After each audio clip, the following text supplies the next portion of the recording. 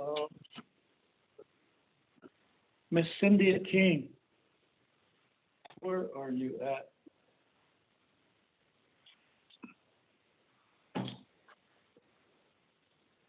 She's busy getting more food for us, I think. I was going to call on her to do the invocation.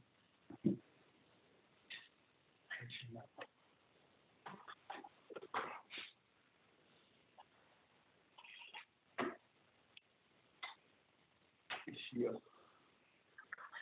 Okay.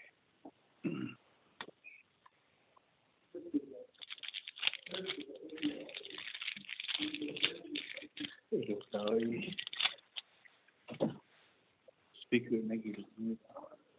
We are have prayer gate here committee. I like that sometimes. Crowd enough. I'm need this and You're just ready to share and pray and move on.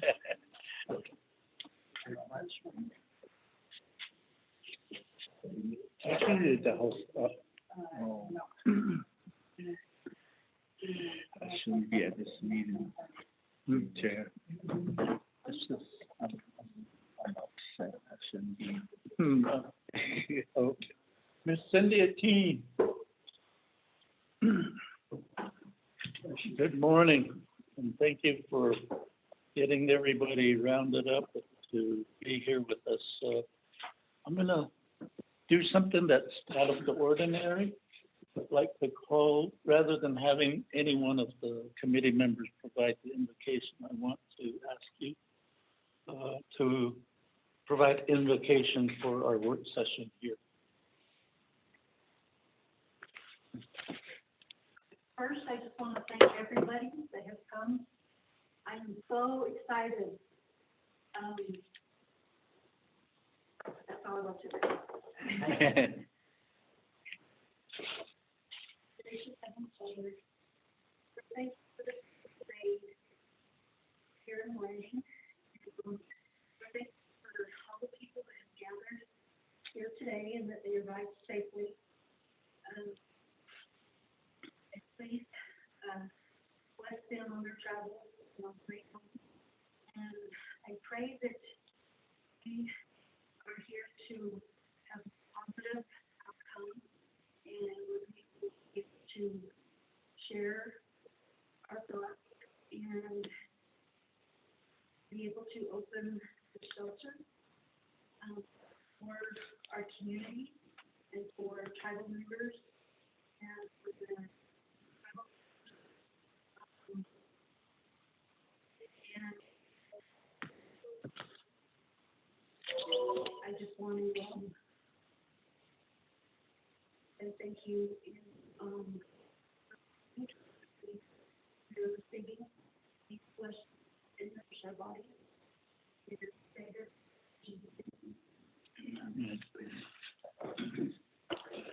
Thank you, Mr. T.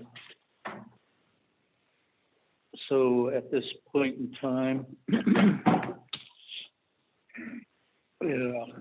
and we from the committee have done this since we took our oath of office. Previous committees, it would only allow the folks that were listed on the agenda to speak, but this work session is open to anybody that wants to express their words to the committee. And in that manner, we always allow the folks to introduce themselves.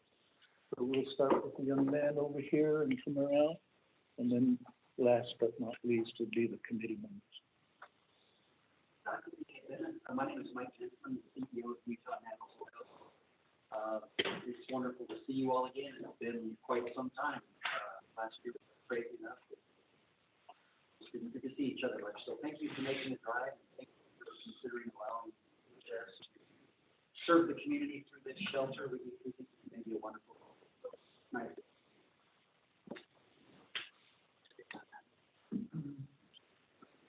Hello, I'm Byron Clark. That's what to do. Here, my sister, our guy,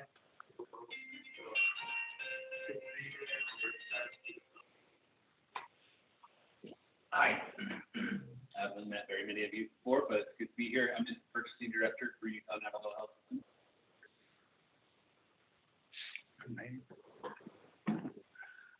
Hi, my name is Quentin of Flores Construction in Landing. I'm wonderful. I had a chance to sit in on a meeting this week in next shelf there to us. I haven't met any of you, but I'm pretty glad to come.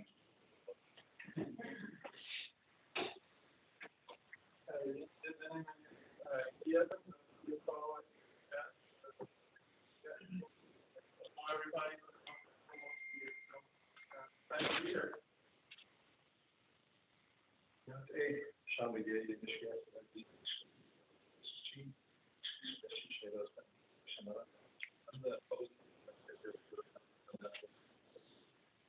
My public health nurses, we do a lot of outreach and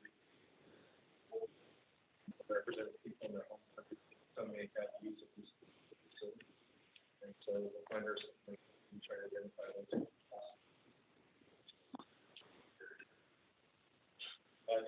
Ellen Brown and the executive chief of Omaha, Washington, Australia, emergency manager for Utah, Iowa. I work private environment care.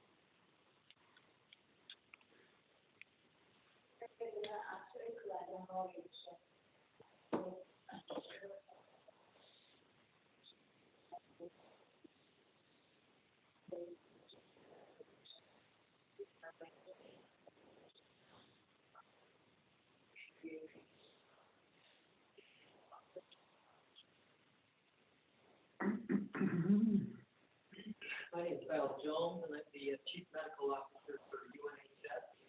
I've been with UNHS since inception in January 2000. And I've been practicing in the area for 30 years and Vintage Landing for 30 years.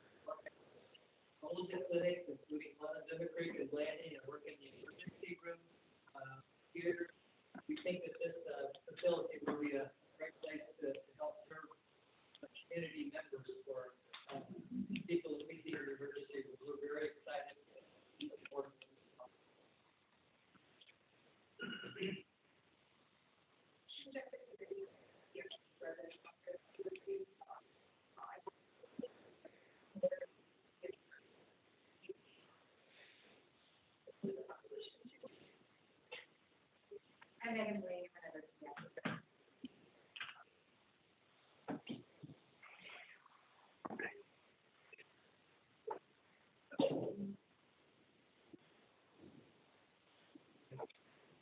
Good morning. I work with the Navajo services. It's in the and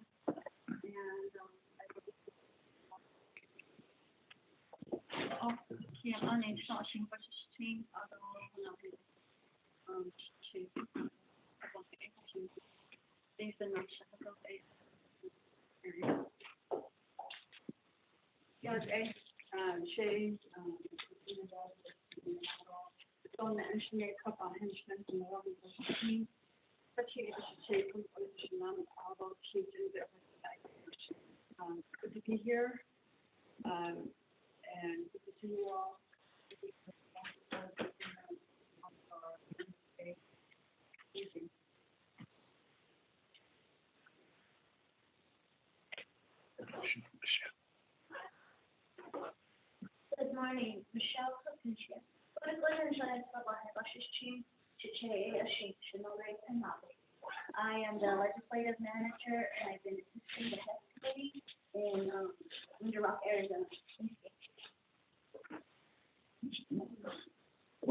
Jay, let her know that she has to put that my chest ball and not put she.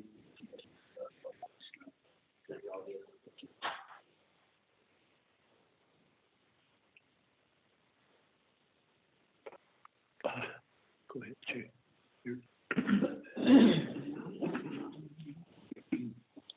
Ja, det är den. Tjeja, hållge ja, sketch.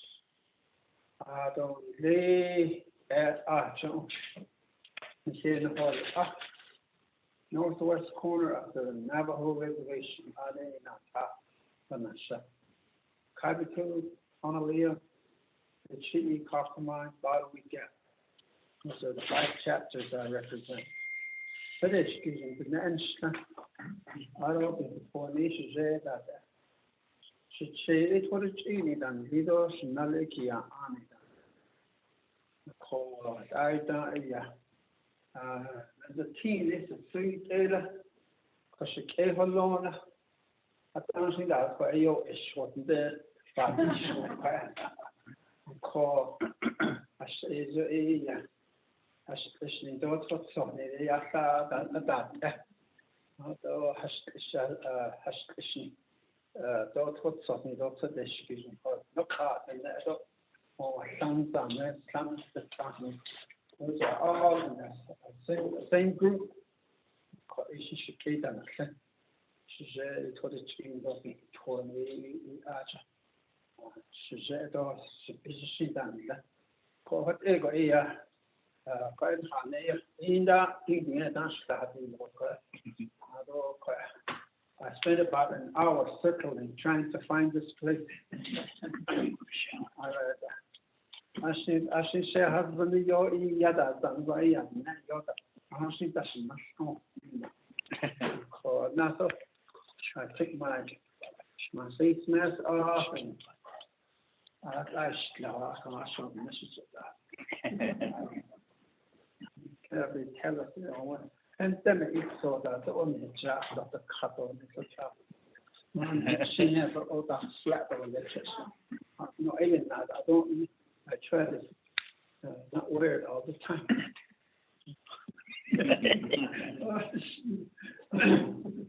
Safety, but hold on. Now, keep up your safety standards. You should good protection.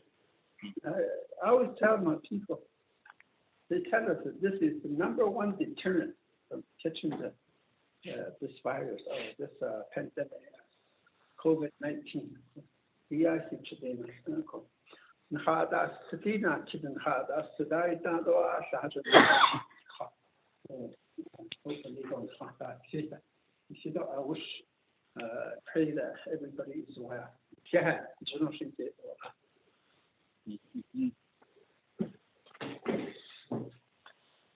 Ja, ik ben Edison J. Wanika. The kitchen to Oak Springs, not Oak Springs in Shiprock, so Oak Springs in Arizona. That's that chapter I represent. So St. Michael's, those 2 chapters I represent, and I appreciate being here this morning. So I'm Slenige ya Shin Slot Kapang Pasichi Kia Ane that's a Chido to the Gene national without mention. And I had a hard time too finding this place. Sometimes you're told, you know, you're never lost when you have one of these. But it kept saying 122 West, 700 South. Every time I put it on here, I go 122 West, 700 North. And I went to 700 North, it was just a residential area. And so finally I said, let's do it the old way. So we went 700 South and came this way without using this. So sometimes this doesn't help. So, but I appreciate being here. So yeah, I hope we have a good meeting.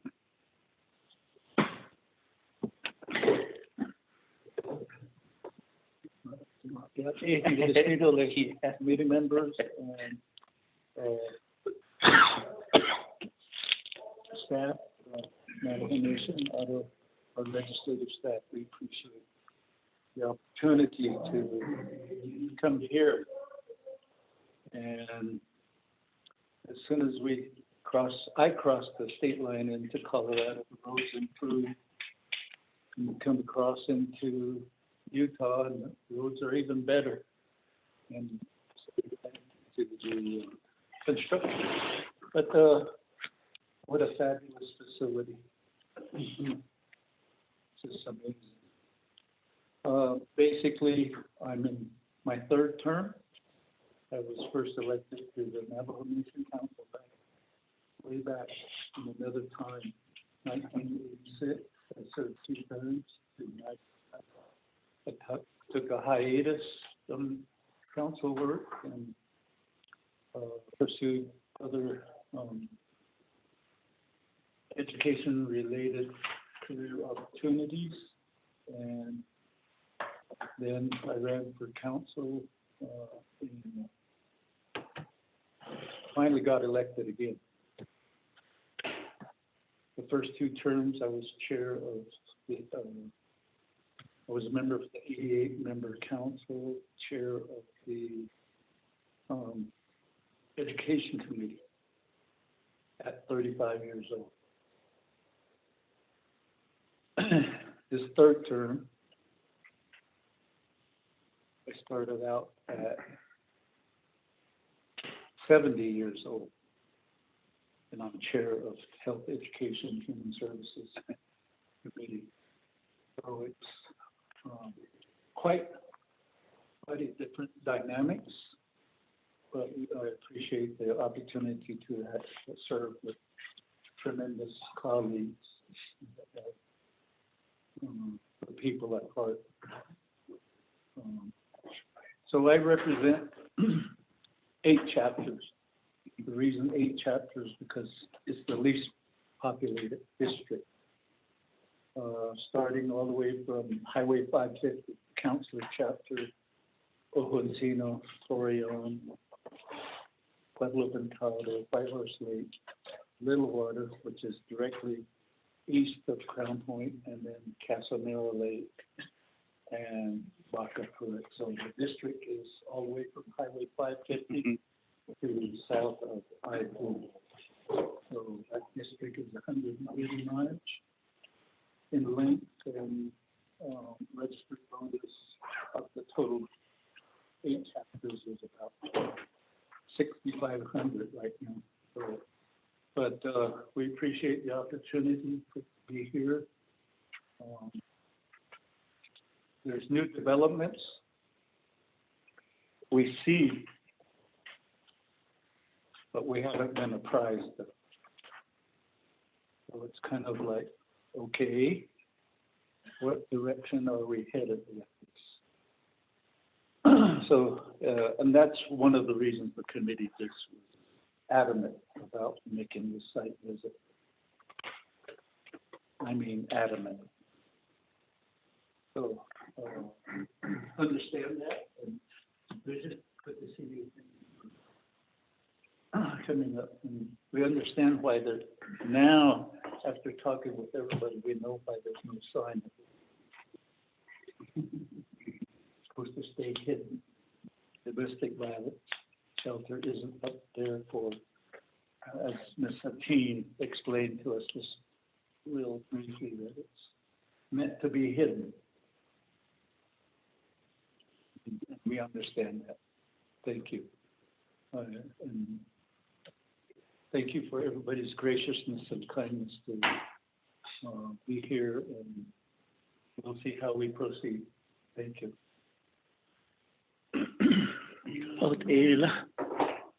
Okay, so we've done introductions and supervision.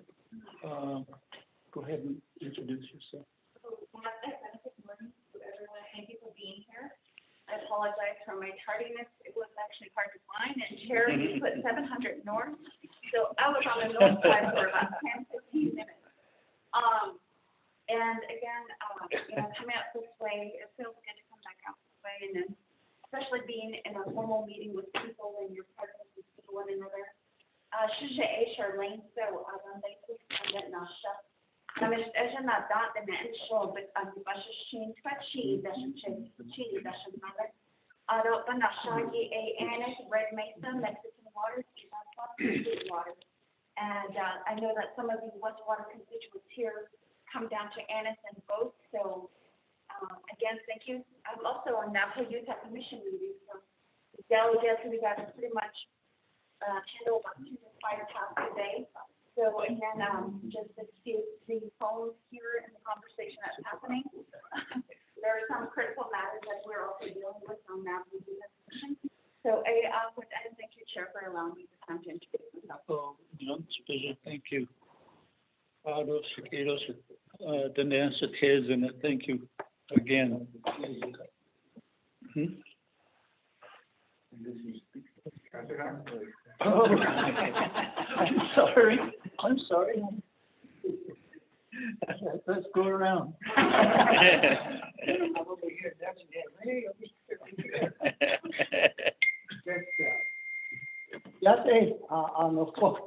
Good morning, everybody. I am Pernell Malone. I represent area in New Mexico chapters, all north of Gallup, called District 14. I represent Tallahatchie, Twin Lakes, which is Mexican Springs, Coyote Canyon, and Nashchi. And this is my first term as a council delegate for the nation. My father was a council delegate many years ago for several terms and created many programs for the Navajo Nation. One of the big things that my dad did was create BHA housing for all of not only the Navajo Nation, but for all the Indian tribes across the United States. My dad was instrumental in creating that program for the Navajo Nation and all the Indian tribes. So I'm really proud of that, my father, over the years. Ala Peninsula, ya Torchi Nishna, Ashi Bashishino, Anastasia Dashi 200 Dashinella, Utah Dimension. And I'm a single parent. I raised 2 young boys. They're grown now. I have 2 grandkids, 1 daughter and 1 grandson. The grandkids live in Idaho. My son lives in Idaho, Napa, Idaho. Hopefully, I get to go up there and visit my granddaughter. She's graduating this year from Napa, Idaho. So, with any luck, I'll get to go see them in 4 or 5 years like that, and go see my family. And welcome everybody. I'm really impressed with this facility. Just a little bit that I've seen, really impressed with it. Usually when the Navajo Nation picks up facilities, they all run down, renovate, get the place into shape. And when we were talking about Mr. Asheret was coming up here to look at this facility and get it back into shape, I was thinking in the back of my mind, oh, the walls are all torn out, windows must be broken, or something that needs to be replaced. Now that I'm here, I think this is one of the better choices that the Navajo Nation has made to acquire facilities of this nature. So I am proud to say that I'd like to represent this facility. Hopefully it doesn't stay full. You know, we don't want it to be full all the time. But it's here for the people to use, to get away, for them to be safe, and to get control of their lives, and we're here to help those people out. And so with that, thank you very much, everybody, for your dedication and hard work. Thank you. Honorable Slater, Vice Chair. The best for last. We've all agreed.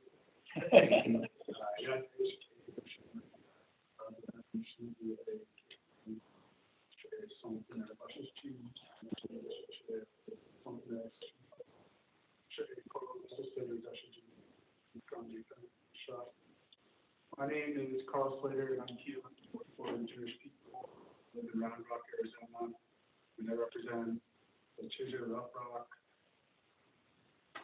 Round Rock, of course, the Patrica, Field, and Rock Council. And that's District 11, and I'm the Vice Chair of the apologize for giving it to you. Thank you. Thank you. Committee members. And again, we're here as the committee really wanted to do the site visit and to actually see how we would go forward. Our understanding is that the Navajo Nation bought this property in 2017 using land acquisition trust funds. And in that acquisition language, properties aren't to be bought unless there's a tribal program that takes over. And since then, we've, I guess, delayed the opening, the usage, due to maintenance items or repair items or renovation items. We really never got a good appraisal of what needed to be done, but we understand that the budget for the operation of this facility called for 4 staff, and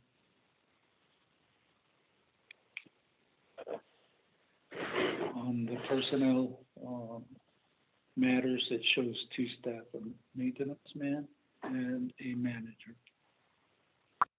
So that aspect, the committee's been waiting for the shelter to open. And we were told it would open in January. We were told it'd open in February. And then the latest was July 2020.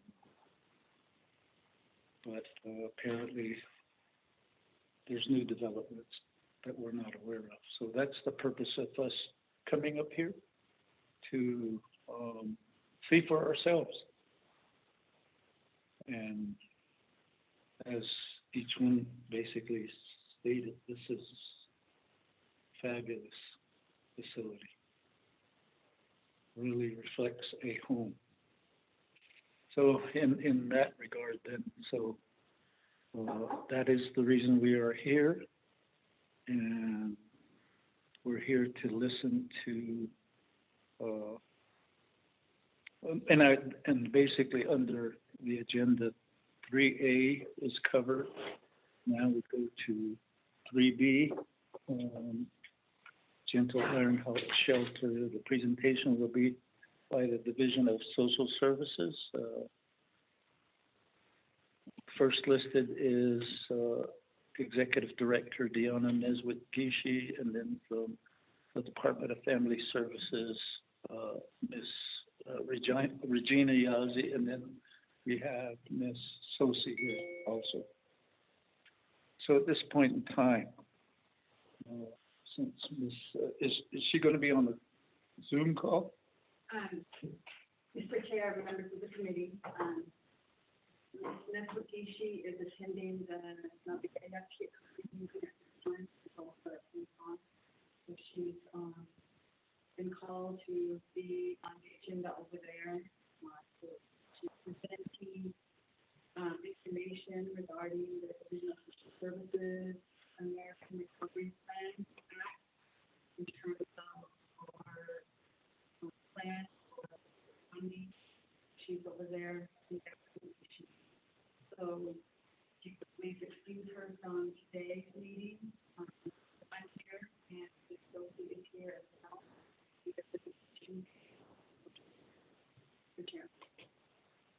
Thank you. Mr. So, Chair? you may proceed, Ms. Yazzie. Okay. Thank Mr. you. Chair? So thank you for this opportunity, Chair and members of the committee. It's a pleasure to be here and talk about some of the background. We talk a little bit about the background in terms of the shelter itself, how it came to be, and cover a little bit about our program in terms of some of the outlining as we move forward. So some of the background, as you had already mentioned, the Chair, on October 15, 2018, the Navajo Nation purchased a general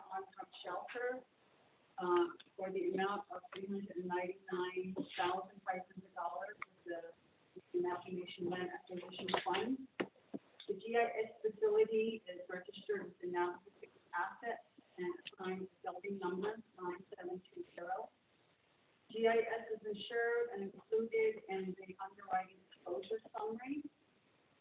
The Department of Family Service plan for the facility is to have an operation of 24/7 domestic violence crisis shelter for women and children needing emergency shelter in the local area or clients who are referred from throughout the nation, primarily here in the Four Corners area, in terms of women and children who are in need of a crisis intervention.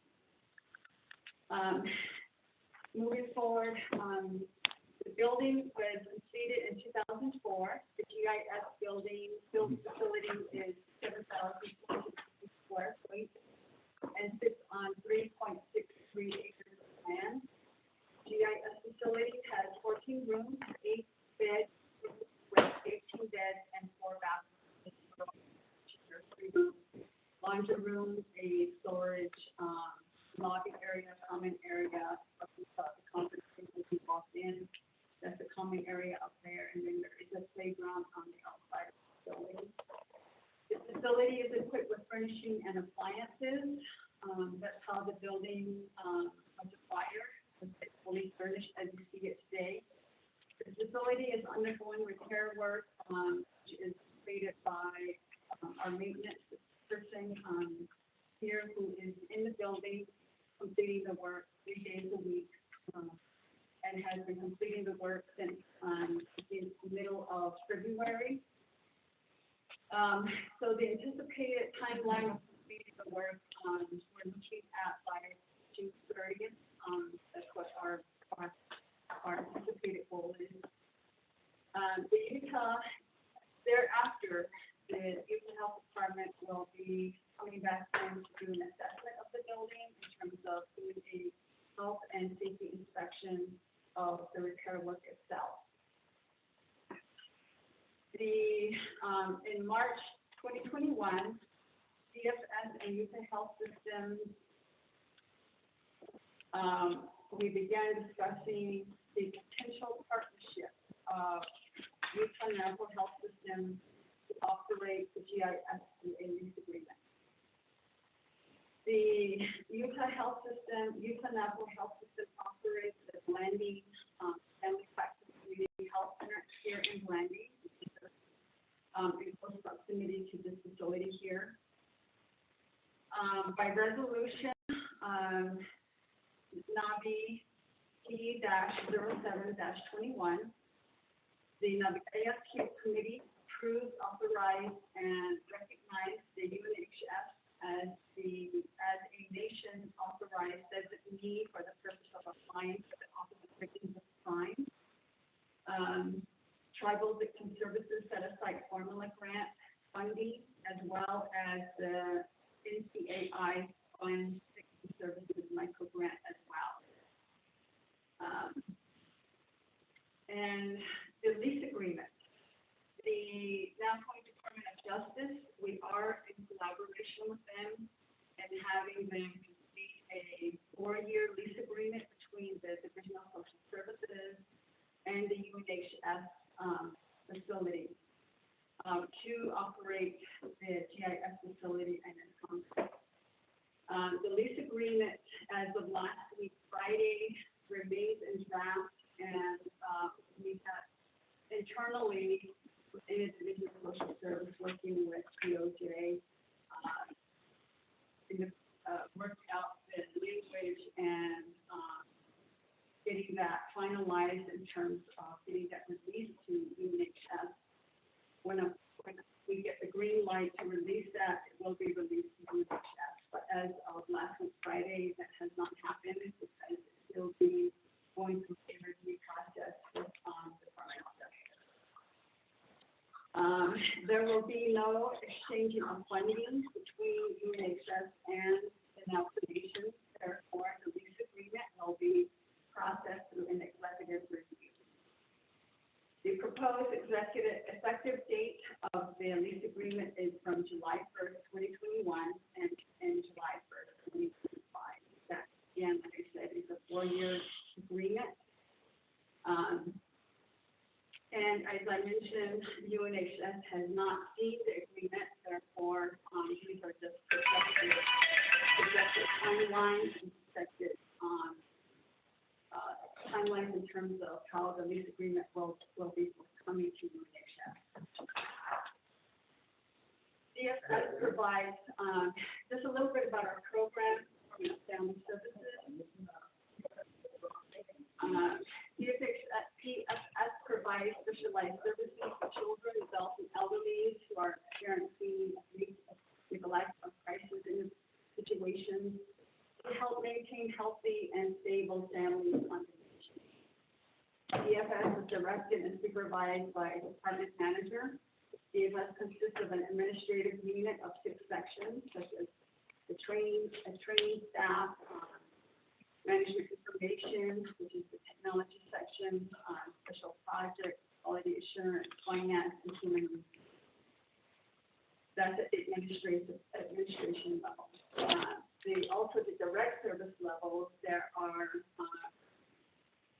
at least 12 field offices that are on and off Navajo Nation, which encompass services such as foster care, adoption, child and family services, family harmony services, and adult and elderly services.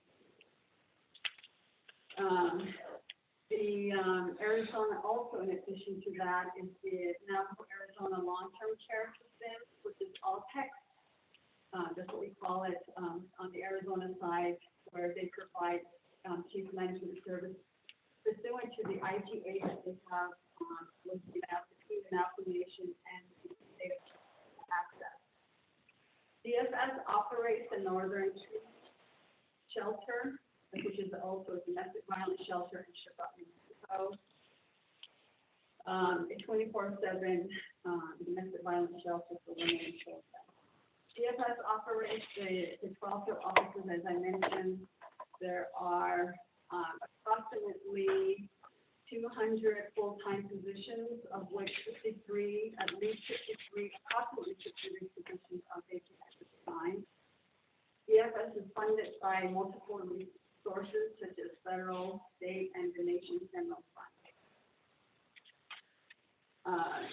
Any questions? That concludes my presentation, and I will turn to have anything to add, Brenda, at the time. You've been sharing background.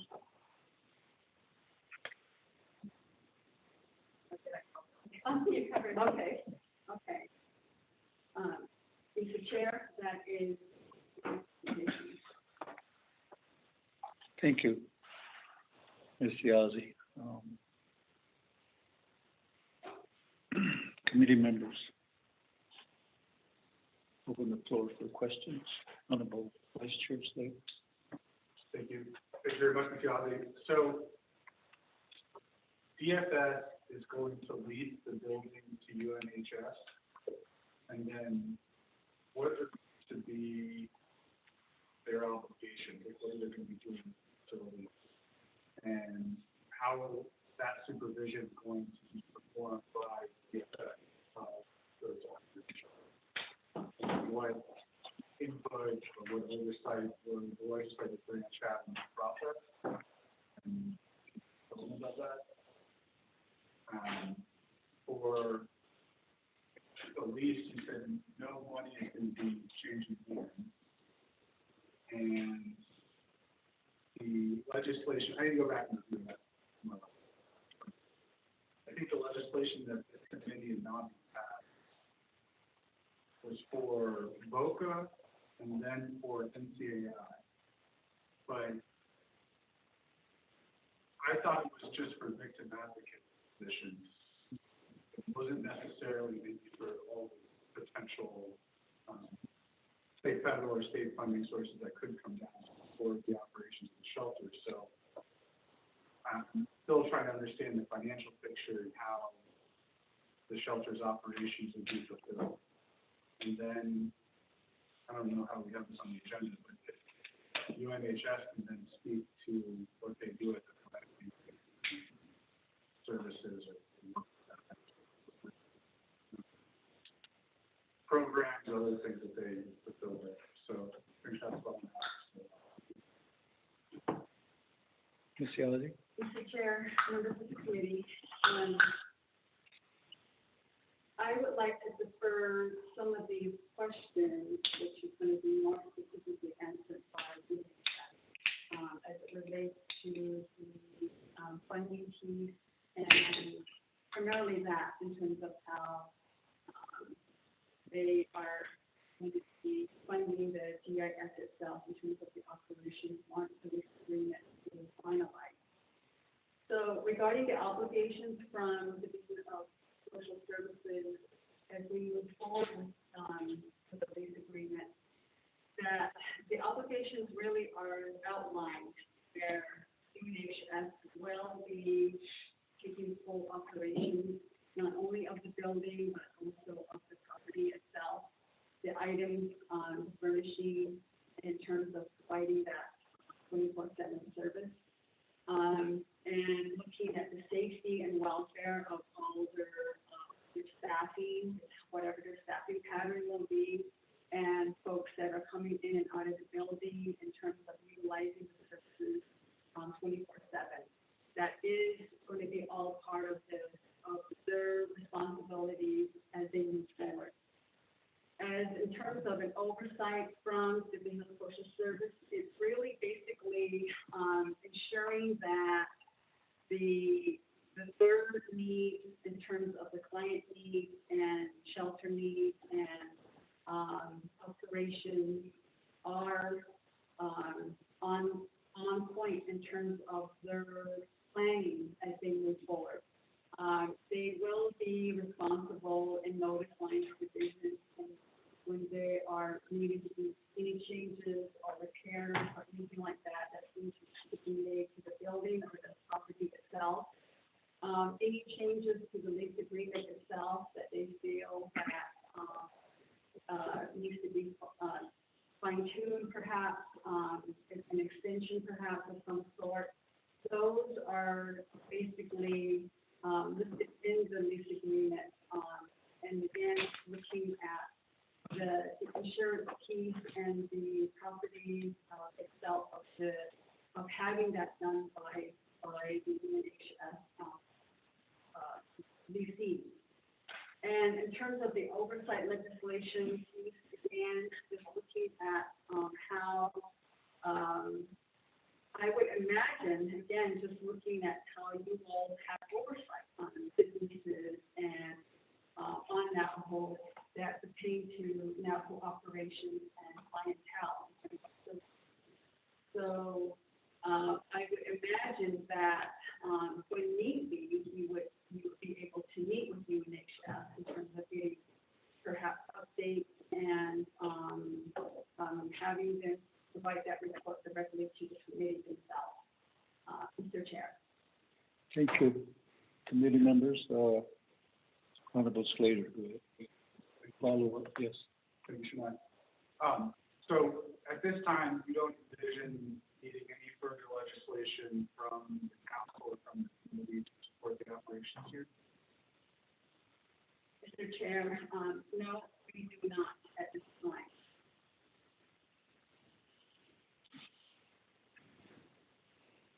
But I will defer that further to our Department of Justice if need be, and we will let Chair will let you know. Go ahead, Honorable Slater. So what do you envision the annual budget of the facility, just estimating, and what would be the funding sources for the operations? I think it'd be helpful if the committee could get like a scope of work for one. You know, we know that the contract still is under review.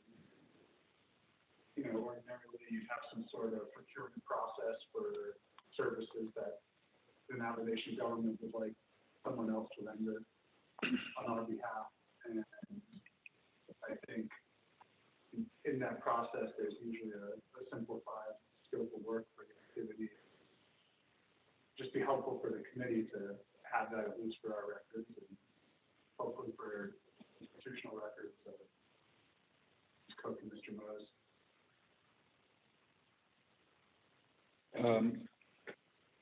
In addition, you had a budget for the operation of the shelter with, like I said, the 4 employees. What was that a dollar amount? In addition, what factors did you use to choose Utah Navajo Healthcare System? Did you do an RFP?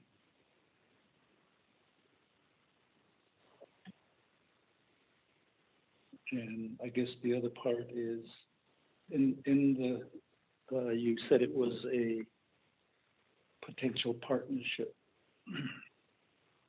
In and along the scope of work questions, what are each side's contributions to this partnership? And since it is Navajo Nation property, the empty acres, that would be still under the oversight of the administrative oversight of the Navajo Land Administration. Have you apprised Navajo Land Administration of the fact that the total area is going to be leased?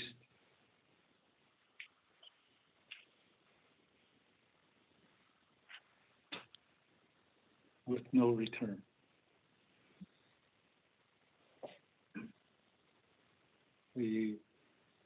So that's the question.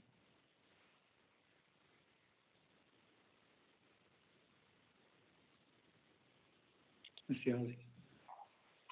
Mr. Chair, members of the committee, the annual budget is information that I'm correct that I have provided previously to the committee at one of the better January meetings. I don't have that information with me right at hand in terms of the budget itself for GIS operations. But in terms of the personnel, as far as I know, there were 6, 7, 8 positions which include the supervisor as well as staff that will be working in the building 24/7. There will be day shift and night shift staff. There will also a position for the front receptionist secretary position as well. So in terms of, over the years, for the past, I believe, 2.5 years, 3 years, Ms. Ateen has been the only one that has been hired in terms of one of the permanent positions, to assist in getting the position, the building itself, repaired and operating. And so over the years, to my understanding as well, there were interviews conducted for the secretary, front desk person, and we also had recently, in the past 6 months, conducted interviews for one of the residential caseworker positions. So the positions that the workers that were going to be able to do the work here in the building are called residential caseworkers.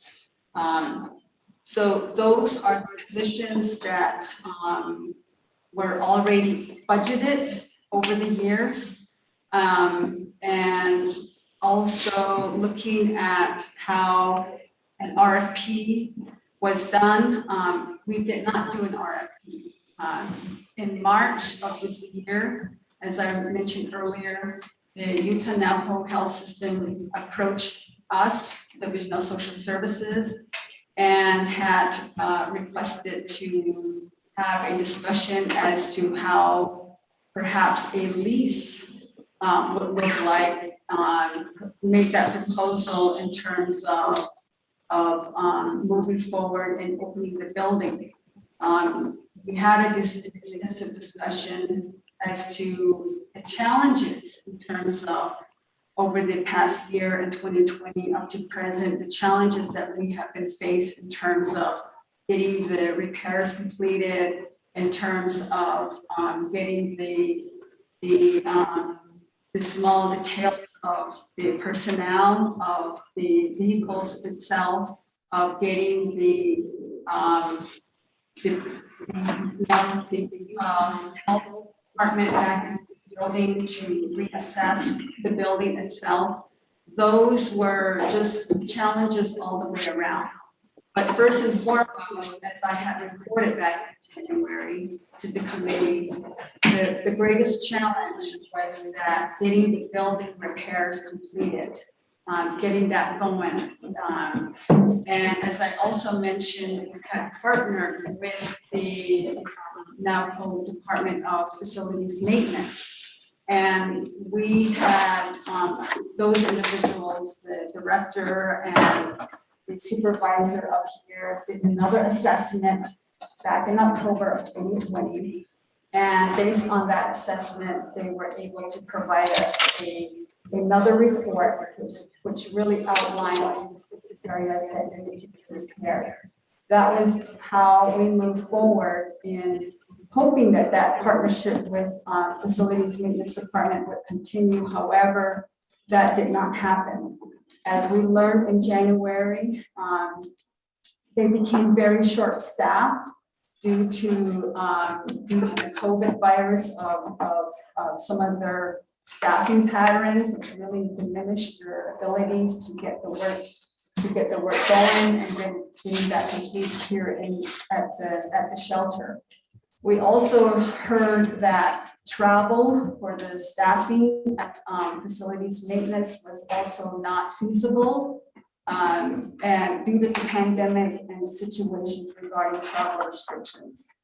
So as we move forward in February, that is when we move forward in hiring our own maintenance technician and came on board in mid-February. So since mid-February, as I mentioned, our maintenance technician has been working on the building, doing the repairs on a weekly basis. The partnership as we move forward, what are each entities bringing to the table? First and foremost, the Digital Arnhawk shelter is a 24/7 shelter. It will require not only the staffing having adequate trained staffing, but also an adequately trained supervisor who understands not only the population that's going to be served here, but who also understands the needs of the community here in the Four Corners, the needs of how the community will be reacting to once the shelter is open, and that partnership that will need to be established not only with law enforcement, but also partnership being established with the courts here in the landing area, as well as other imperative resources, such as not only the clinics here, but also looking at financial assistance for housing, behavioral health, mental health, those types of services, not only for the mother themselves, but also for the children. So we felt that when we had a discussion with UNHS, those were already services that UNHS has as of today. They've had that at their clinics in Montezuma Creek, and again, their more recent opening here at their clinic in Blanding. So they have behavioral health, they have mental health, they have dental, they have medical services. They have victim witness advocates out and about that are mobile and are familiar with the community, not only the community of Blanding and surrounding areas, but have also provided services in the Montezuma Creek and area as well. So those are the types of services that they bring in terms of UNHS. but in partnership with Division of Social Services as we move forward, is really tying how our clientele, we will be able to do those referrals, making those contacts with the victim witness, the advocates themselves, to help us down in the Montezuma and area, as well as the Kayenta, Utah strip of the Navajo Nation, Monument Valley, and this whole area here in terms of the Four Corners as to Navajo recipients and clients and other tribal members in the area, such as the Ute tribe. So UNHS does come with a great deal of resources and expertise and knowledge in terms of providing that service to the Four Corners area. So our partnership would be strengthened in terms of the referrals, in terms of making those phone calls to not only the advocates themselves, but also addressing the needs of getting our clientele assessed at the local clinics, rather than having to do a transport in a far distance, such as the clinic in Montezuma Creek, for instance. There's a clinic here close by that our partnership will be strengthened in that way. And in terms of the other question about the Navajo Land Administration, we did provide notice, but they are aware, the Navajo Land Department is aware that we are looking at this lease agreement as a potential partnership. And as we move forward, because we did get that information regarding the building number and the acquisition itself. Do you have anything to add to that? Mr. Chair and members of the committee, I was, when this building was first purchased, because I was with the administration, through several changes with the administration, and I was part of the administration also, and I was working under the Division of Social Services, but there's different supervisors or different directors that came in. So in that administration, I was part of the purchase and whatnot. How I was part of it was really just getting the property together, getting all the listing together, and I was helping in that area. And so I was kind of part of the whole purchase as we purchased the building. And then as far as annual budget, back in 2018 was the first in October that they had, we had funds set aside for them. And then from there, we included them also in the family violence grant to the positions. And then that's when, back in 2019, there was a budget, or there was a grant that was from the Utah Local, and then also from the New Mexico state tax grant. So that was how there's monies, but the only way that we can be able to tap into the Utah Local is if the shelter is open. Only if it's an operation we can use those funding. So since it has not been open, so we're unable to use those funding. And then, so that's how, the budget side was. And then, as far as, like I covered the property part where we do have a booklet of the whole property, which will be part of the lease agreement as well, the whole inventory of this building. That's what we have. Okay, thank you. Associate committee members, do you have any other follow-up questions?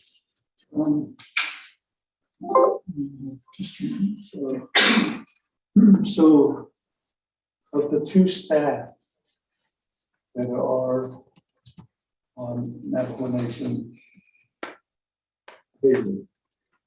One, one, Mr. Chair. That's Miss Ateen, Mr. T. yes. And then what about the maintenance? Oh, he's not part of the general management shelter. He is a part of the Shiprock domestic violence shelter. That's his work site, is in Shiprock. But he comes here to GIS 3 days a week. How much, so far, how much has Division of Social Services expended for the repair, the renovation, and the upkeep of the facility?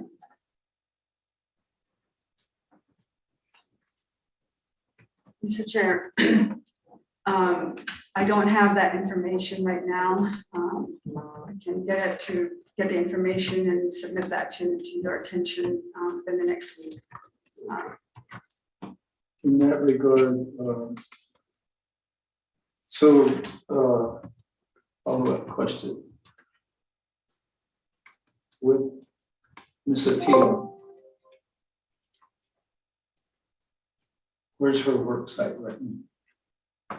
Her work site is at the Shiprock shelter. And then the Shiprock facility maintenance comes this way too, right? To work on the repairs, correct?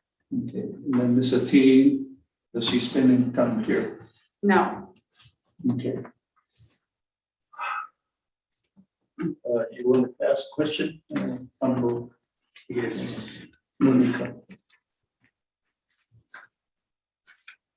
Thank you, Chair, and members of the committee, and representatives, and all of people that are here with us at this time.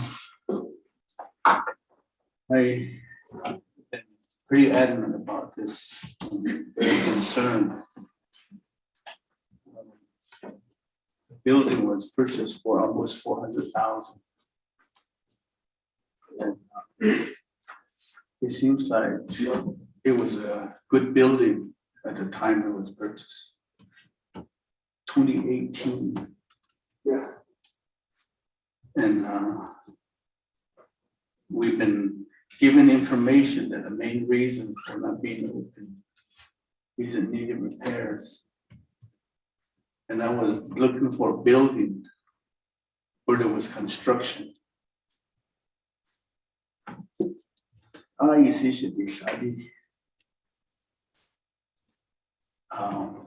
Although 2004 yeah, digital. Hashitao, Kudo, Regina, it's now no. I said, "Oh, cows are unhappy, it's now." In my secret, I obligated cities. In general, I should also show me that people are suffering. They have a need, and social service, the responsibility is the clientele needs and the shelter need. No, Elona, Kilona, Sula. And the Roa did not also say that. So that's a question and nada. Could not down 80 hours when the 19 to that. I should say that.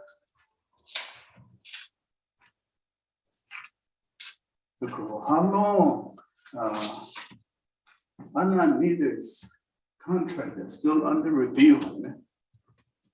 If we knew a building was like this, we would have did more to expedite what needs to be done. I thought this building was beyond using it the way we've been told as far as construction has to be done. I thought this was the idea. Those could nada, the creature could name that. The creature was none time. Okay, those guys, even now, sound, slow. And I'm really happy that our chair is very understanding about things like this. That's the reason why we're here. 如果地大其实就是都要说的 we're told we're the oversight. And when things like this goes on, it makes us look bad. People are looking to us, they have confidence in us, they elected us. We all have a responsibility. And sometimes those responsibilities are carried out, and sometimes just to a certain extent. When you have a responsibility that concerns the needs of your people, you have to go beyond to ensure the question is, I need to you could share anybody. I'm just, sometimes it's not good to talk about this. When you're upset, it's the worst time to talk to people because it's best to think it out and cool off and then, but I can't. I'm very disappointed. Disappointment is there for the management. They did a bit. Thank you.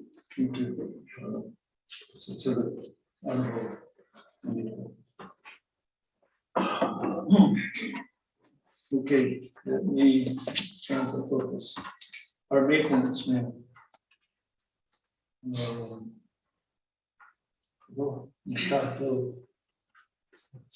Bring chair.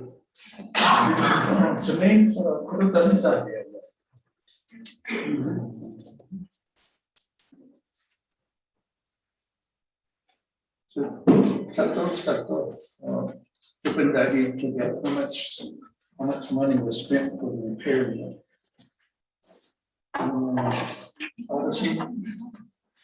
The balance sheet, you got to sign 3 days a week.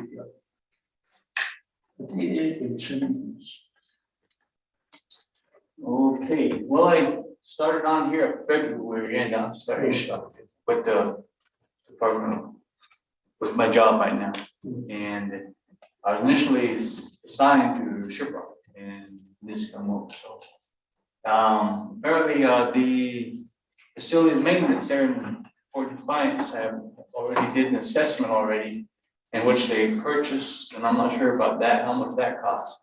But they already had supplies already set up and set aside. I just picked them up and delivered them here.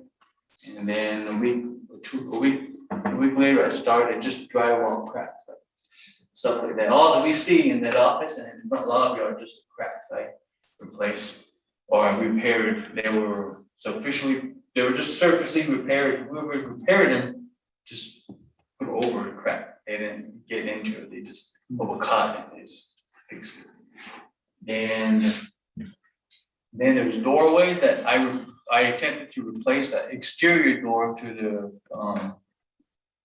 the utility room, but the measurement was wrong from facility maintenance, which was too small a door. I couldn't get on that, so I left that alone. Then apparently there's a list that was made by facilities maintenance that entailed on the property also, weeds, and I guess the city planning would like the jetting and the roadway ends up with no weeds in there, cracks repaired. That's on my list also to do the cracks on the road and such, but I haven't got that yet. I'm over halfway now with the cracks. Majority of the cracks were in the lobby and in that office. There's not very many cracks remaining in this section where we're sitting in, maybe like 5 more. I know it's for the far as cracks. We'll be done with the cracks, and I'm going to be probably going out to that parking lot working on the cracks in the road. And all that was already supplied already. It was already here. I don't know who purchased it, but they're already here. So that's as far as I know about the money. And you still have maybe another 2 weeks? As far as like drywall cracks, about 2 weeks, yes. 6 days. I'm only here for 4 hours a day. Okay. 3 days a week, 4 hours a day. And you're being paid mileage? I'm sorry? You're being paid mileage to come up? I'm driving GSA. Okay.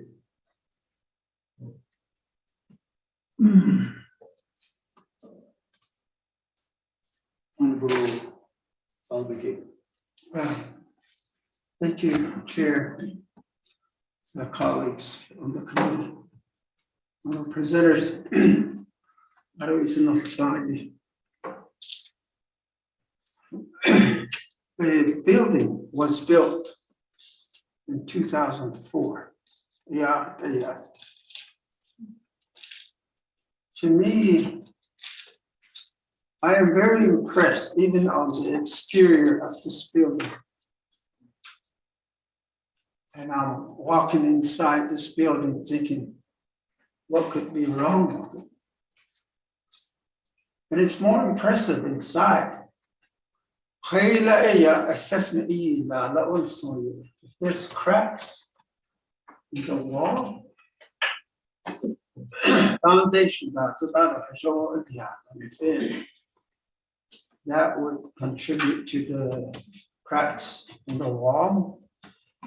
Who was the architect, who was the builder?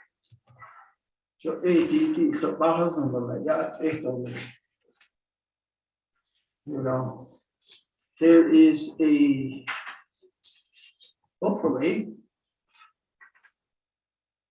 we'll refer back to the builders. How was this building set in place to have cracks, all kinds of cracks? The unsteadiness of the foundation not being put together correctly. And somebody has to be responsible for it. This is, to me, a building a little over 15 years should not need any type of a repair job.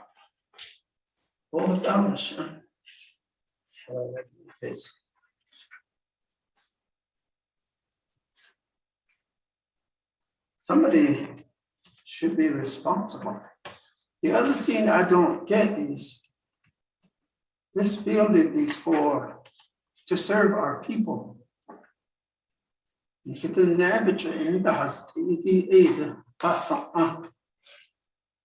Why are we having the maintenance man travel all the way from another area for just 4 hours a day, 3 days a week? Why don't we hire the person for 40 hours and get it done? Awesome. It's almost, if I was allowed to work only 4 hours, I'd patch up a couple things and then I'm back on my way again. Anybody that is a handyman, if he gets involved in a job, he would like to continue and finish the job. That's the mindset of a handyman, a construction worker. And then you're, oh, my 4 hours is up. That's not, don't cut it for me. 4 hours a day, 3 days a week, and that plus travel. What kind of arrangement is that?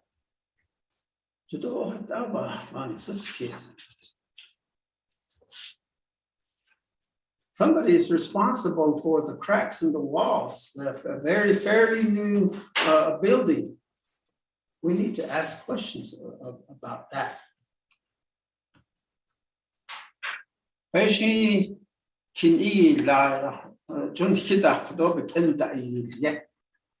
We're paying for somebody's incompetent building of a structure that's creating cracks in the walls, fairly new. To me, a 15-year-old building is a new building. It's a shame that it's a shoddy job done. Beautiful building though. just a delay in the repair of the building is delaying the service to the people. The Navajo, it just seems like an excuse to prolong the service of the people. If you really want to serve the people, get the job done.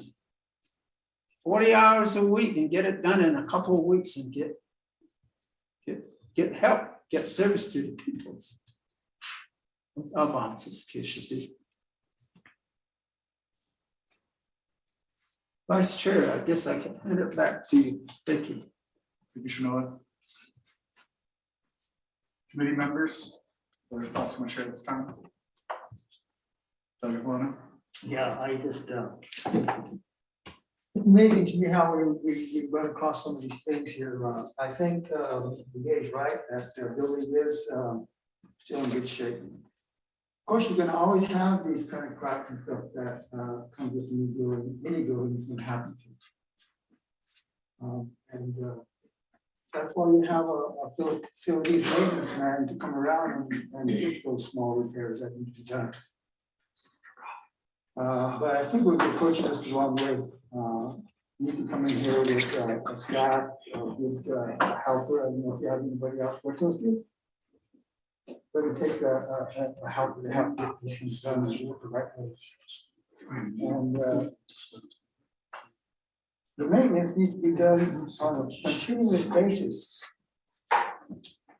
You're always going to have sewer problems, you're always going to have air conditioning problems, you always have to have somebody that's on standby to fix these things. A broken window, door jam, or something like that happens. But when you do it piecemeal, like here, it's not really a good idea to do that.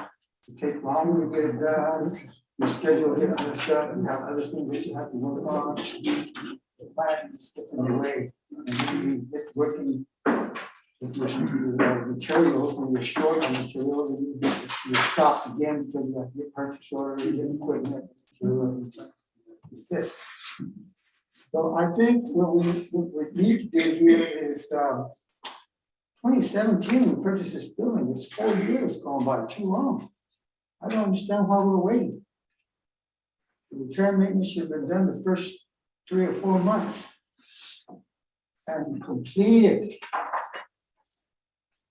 Get the budget in place and put people in here where that need to be here. It should have been done several years back already.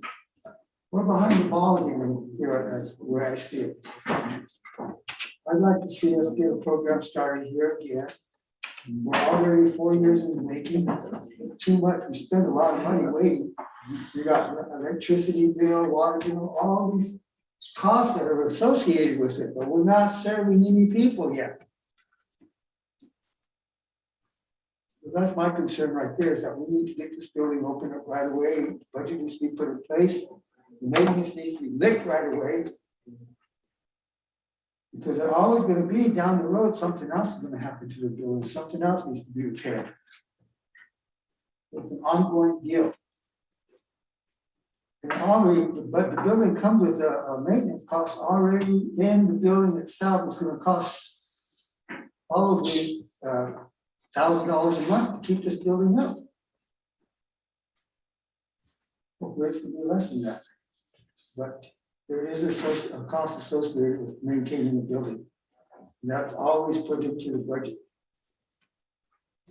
So I don't know how that is set up right now with our budget here, with what you have set up. But I think we're behind here. We need to get this licked. I was thinking when we were first said we were going to come to the Navajo shelter, I was like, we should have come before they did repair work, so we could really see what needs to be happening.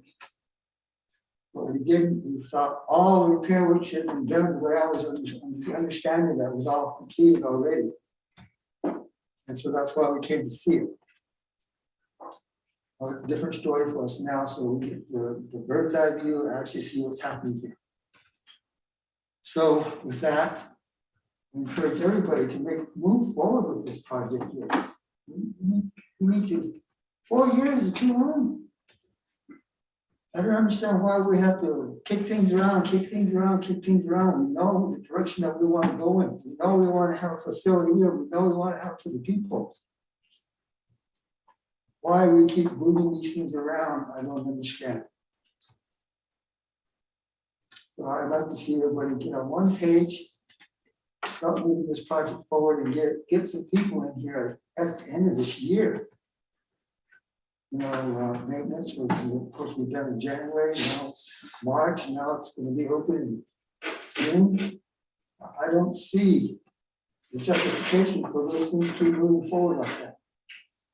We have a nice facility already, we just start using it. It's usable. Today, it's usable. Minor repair and maintenance like that can be worked around. We need to figure out how we get this building open right away and start serving the people. Thank you. Okay.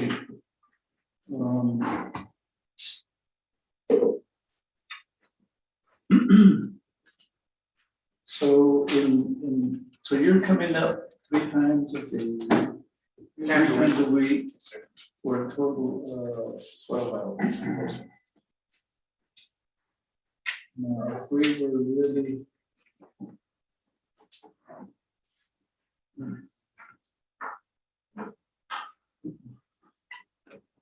committee members, I think one of the items I need to ask is for you to now consider an executive session. Right now, I feel like the committee, we're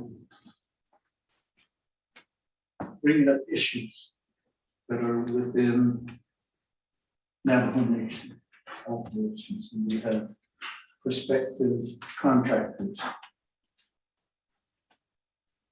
that are listening to this and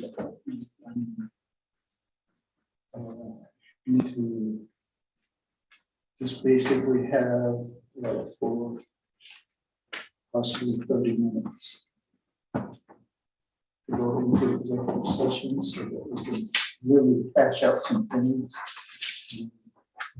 Once that's done, then we'll listen to, ask the committee to put Utah Navajo healthcare system on the work session agenda and listen to their proposal. Right now, all we do is one side of the story we have to see what they bring to the table. Will be the next step. I'll motion for executive session in 30 minutes. Okay, thank you. Motion for the purpose of discussing, yes, the building. Yeah, that'd be good. 30 minutes if you would please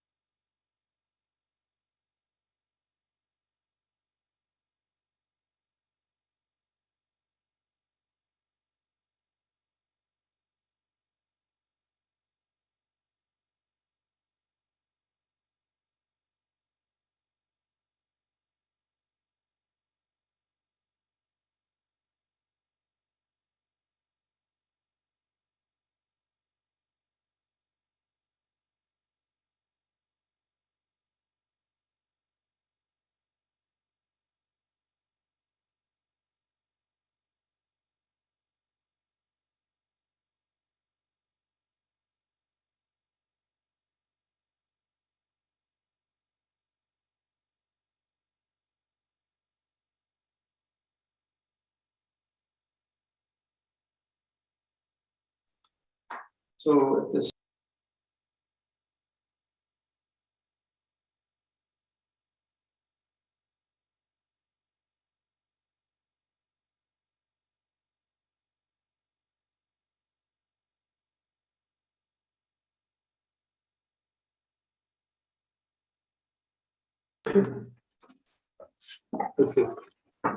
Motion to exit executive session. Thank you. Second, Luana? Second by, Honorable Juanita, since she's in the room. You have anything else? He said it before you. I didn't hear. You have to be in your room. Okay, thank you, lead members, I recognize that motion. Or, that'd be helpful. Okay. Roll call vote. Yes, sir. Paul Begay Jr. Now we get Paul Gates. Paul Begay Jr. votes green. Honorable Carl Russell Slater. Green. Paul Russell Slater votes green. Honorable Pernell Halona. Green. Pernell Halona votes green. Honorable Charlene So. Honorable Charlene So votes green. Honorable SJ Unica. Green. Honorable SJ Unica votes green. Carry a vote of 5 in favor, 0 opposed at 12:47 p.m. Thank you, Mr. Rose. So we are out of executive session and work session, and we'll continue. I'll motion to accept the report. You want to do that now, and then we can start the formal action? Or do you want to? Just work session. Oh, it doesn't. Yeah. Well, West, we need to do what we just did. The work session, so. We can just start. Move on, Navajo systems will do the presentation. They send out a PowerPoint. They send out PowerPoint.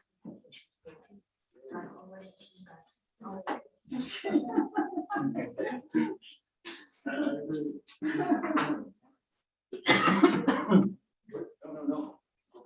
Wait.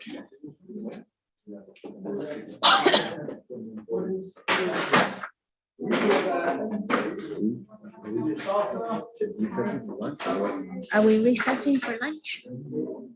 I didn't hear that. Thank you.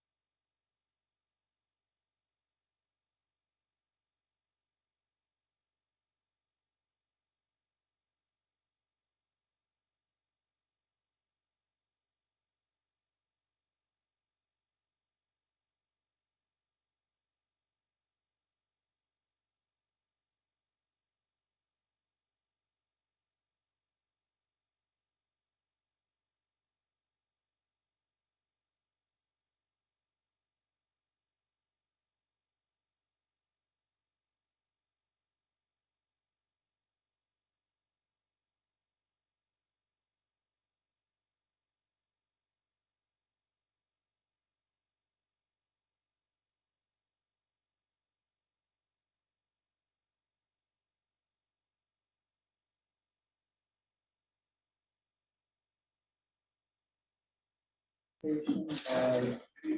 Navajo Healthcare Systems Incorporated.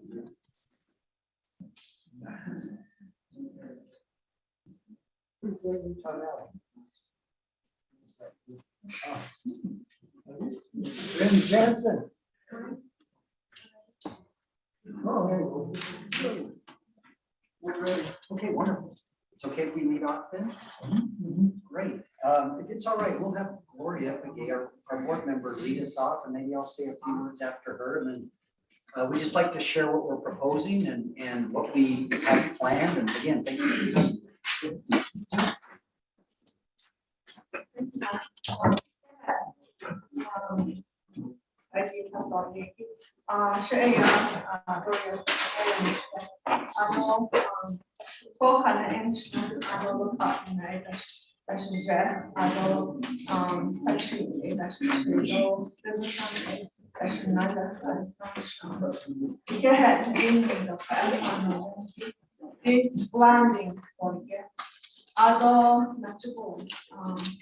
On the west side, west water.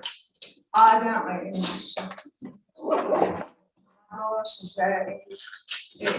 mais avançado, agora já that makes sense. Agora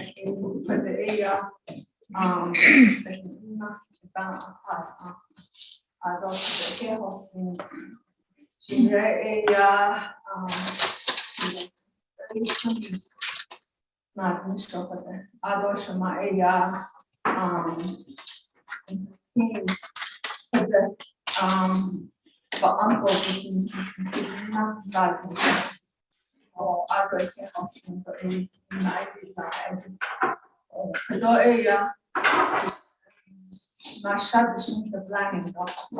Oh, but people college was edible, which can master. I don't know US water. 21 acres free land. I just never got the other chair board members for UNHS local representation. Although Peggy something that not the shade bus driver or dinner not the scale. And Peggy as I other board members can sort that out, just board members. Harrison, Jaya, Nadani, Peggy, Sanoyato, Peggy, Kenson, Aniki Bandi, Ani, Yat Eho, Nanisto, Yat Eho, Pasan, Father, Nige Ani, Adam, Benizim. Also, Jata, we don't understand. Addressing forward and the same that's go can go. Ayo and what as much.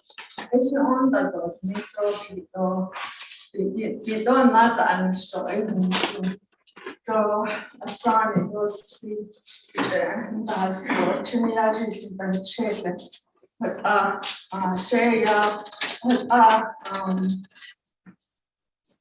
Crossing sun and window species of that even check about changing which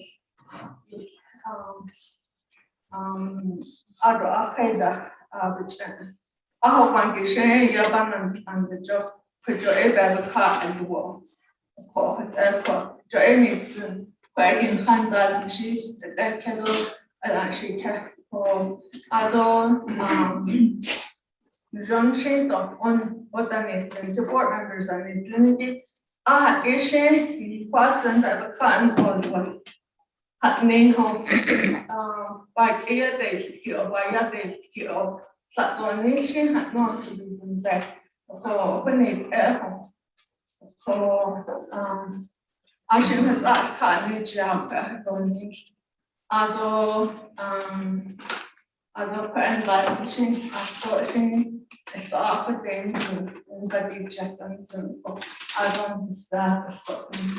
administration by Benedict. Medicine dahin so ispat dahin ba ko emily azon macho na khacho to ko Washington nation and some other package planning and some after that that bank in the business store and by to come to that or blind practice back in other planning meetings, and you gave a thousand, I wanted to college, other pricing, at package planning, we're over 50% Navajo. They, grocery store, you had to go, bank, you had to go, Zen, into you had to go. I can idea about them, you had to go, in Shanti bags and those solution. Other from I do, they don't know. What happened yet? Other afternoon. So they are on the pavilion. And for one patient version, for one she and the half on the weekends. But she on sugar. On section. That is yeah, ended this, package isn't response,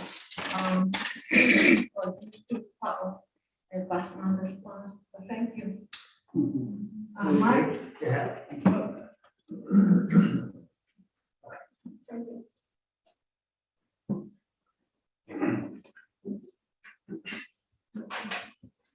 I would just like to say, thank you again for coming.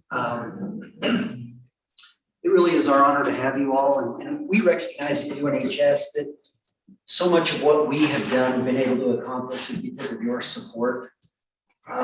We've had a lot of growth and expanded a lot of programs and services, and you're going to hear about some of those today. We feel that a partnership between UNHS and the Navajo Nation to run this would work really well. Because we think, we're local, we've got the programs and services, we've got medical 2 blocks that way, dental, behavioral health, phenomenal IT. We're going to talk about some of these things. But our goal is to take all these support services that we already offer and build them into this facility. I would also like to share that over the last year, COVID was extremely hard on everybody, but our interaction with the Navajo Nation, the Navajo Department of Health, now with Regina and Delbert and Sydney and their teams has been phenomenal. The integration that we've had to help save lives has been really good. And so I just would like to compliment your health workers on Navajo. They have, at least from my perspective, so stepped up and done such a wonderful job trying to reach out and serve the communities they serve as well. And they've tied in with us really very well. And so that's been a positive thing.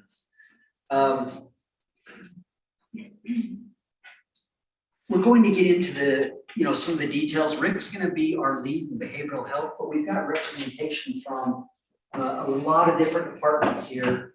And so any questions that you may have, we're here to answer them. We view it as a partnership that anybody that that may be on the reservation that needs help and needs to be brought up. We have a transportation program.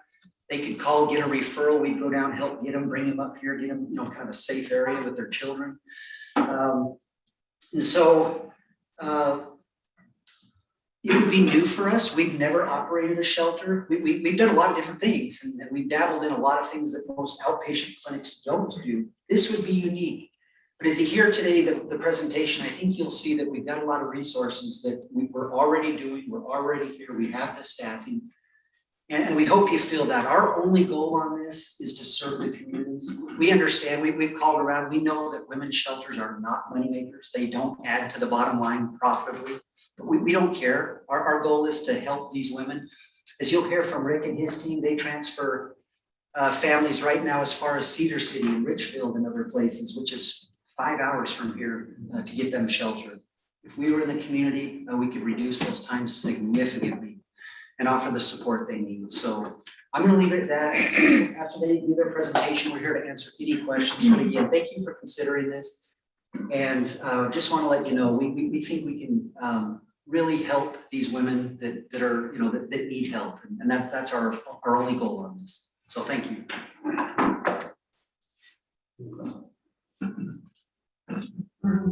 Thank you. Let me introduce myself again. I'm Rick Kennedy. I'm Director of Behavioral Health at UNHS. I live in Bluff, Utah, a little bit south of here, and I'm not sure where we're all clinics.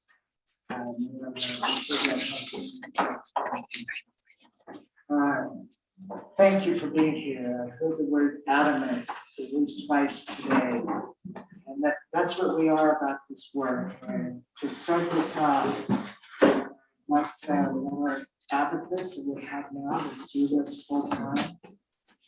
Across our area, Anna, Thomas and Kate, Mesa, Red Mesa, John, Sheila, and Jato, Candy, they're out there every day. And if I can introduce them and have them explain their roles a little and what their expectations of having shelter in the community.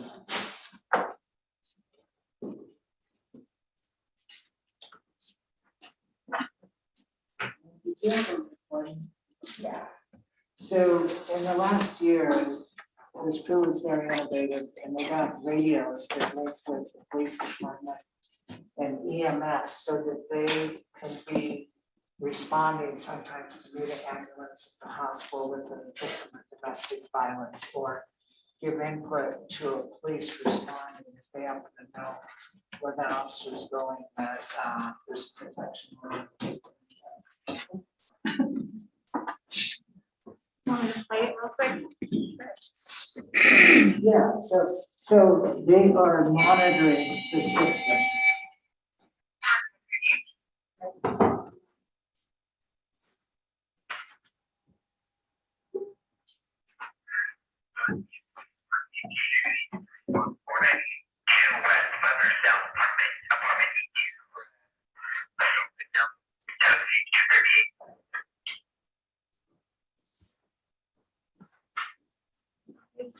Hi, my name is Linda. I'm a victim advocate for UNHS. We have all four of us. We have another advocate, but she is still doing her school, so she'll be graduating soon. So actually, four advocates. Tanya at the front end, she oversees Mountain Valley and Navajo Mountain. Myself, and she started recently, so she's pretty much new to our program. So we oversee Montezuma, and it's a huge area that we advocates cover. We do have one station here in Langley as well, but she's the one that's absent today. So we deal with victims, assault, infant all the way up to elder. All crime-related incidents is what we help with. Our VOCA grant that we have under from Salt Lake. But as we continue our services every day, we get different cases. We don't know who's coming into your door, who's calling, who's going to be referring.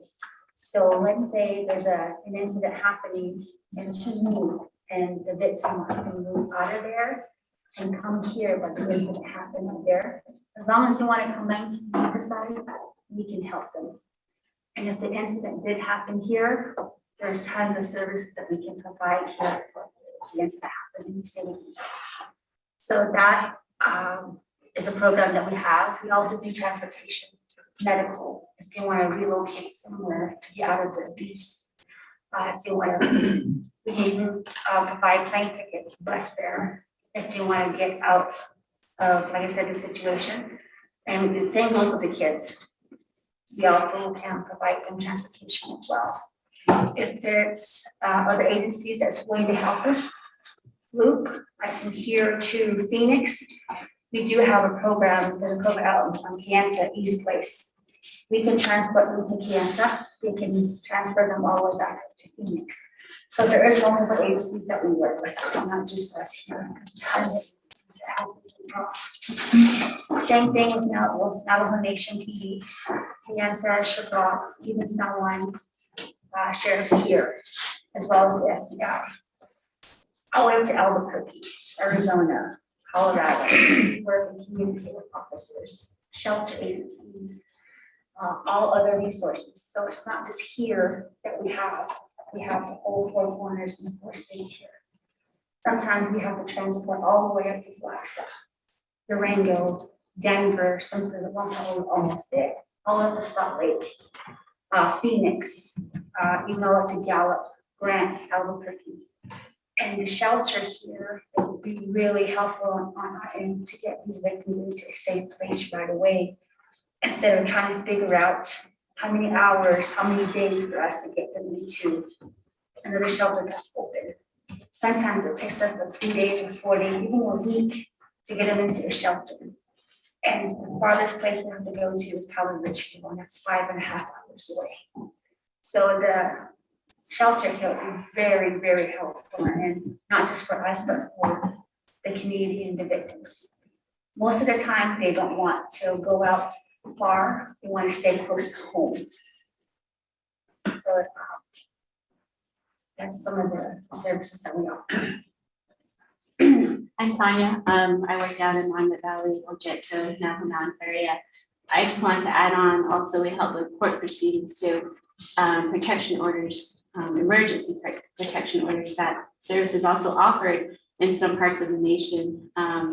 So when we get sometimes we get a page out, and EMTs and police officers call us and they ask us, can you guys help this person with the protection order, shelter? We respond right then and there, 2, 3 o'clock, 4 o'clock in the morning, we're there. We have to get all that done for them, start arranging, where can they stay if they can't stay at home? A lot of our, what we see with domestic violence is the ladies are living with the guy side of the family. We're seeing a lot of that. And so usually we're having to get the lady and the family out of that situation. They have nowhere else to go, or they have family, Salt Lake, Albuquerque, we have to transport that far. We can also tell them to shelter, but we have to transport them to Cedar City, St. George, and that's a lot of hours of driving. So we do offer the court service as well, and not just for the protection order. We actually sit in on hearings with them. They call it DAPO hearings. We also, if it's federal, we actually have to transport them up to Salt Lake as well for those federal hearings. So just a lot of ways that we help these victims, and court's one of the main ways that we help them. And I think having a shelter here will really benefit a lot of our victims. We've had victims that don't want to go too far from home. They don't want to stay in their current home with family members because they know that the abuser knows where they're at. They want to go to the shelter, so they always ask, I want to go to Blanding. And tell them it's not ready yet. We'll have to take you further away. But they don't want to go too far away. They want to stay with the family. And then another reason why it'd be good to get this shelter going is because law enforcement is nearby. I think victims would have that, they feel safe that police are just right there. If something happens, they can respond right away.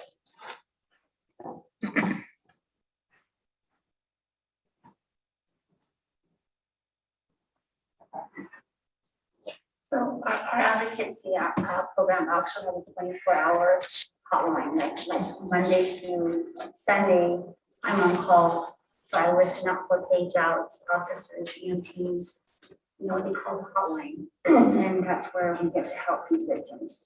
So between us 4, we always have somebody on call every week.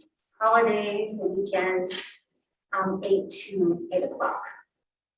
That's our advocacy program that's on call. Okay, the phone numbers are on the pins right there. Len just set that up. So sometimes we don't get home until the next day around 2 or 3 o'clock in the morning or in the afternoon, especially when it comes to a sexual assault patient.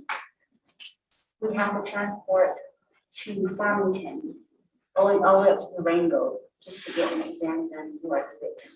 And that can take up to 3 to 5 to 6 hours.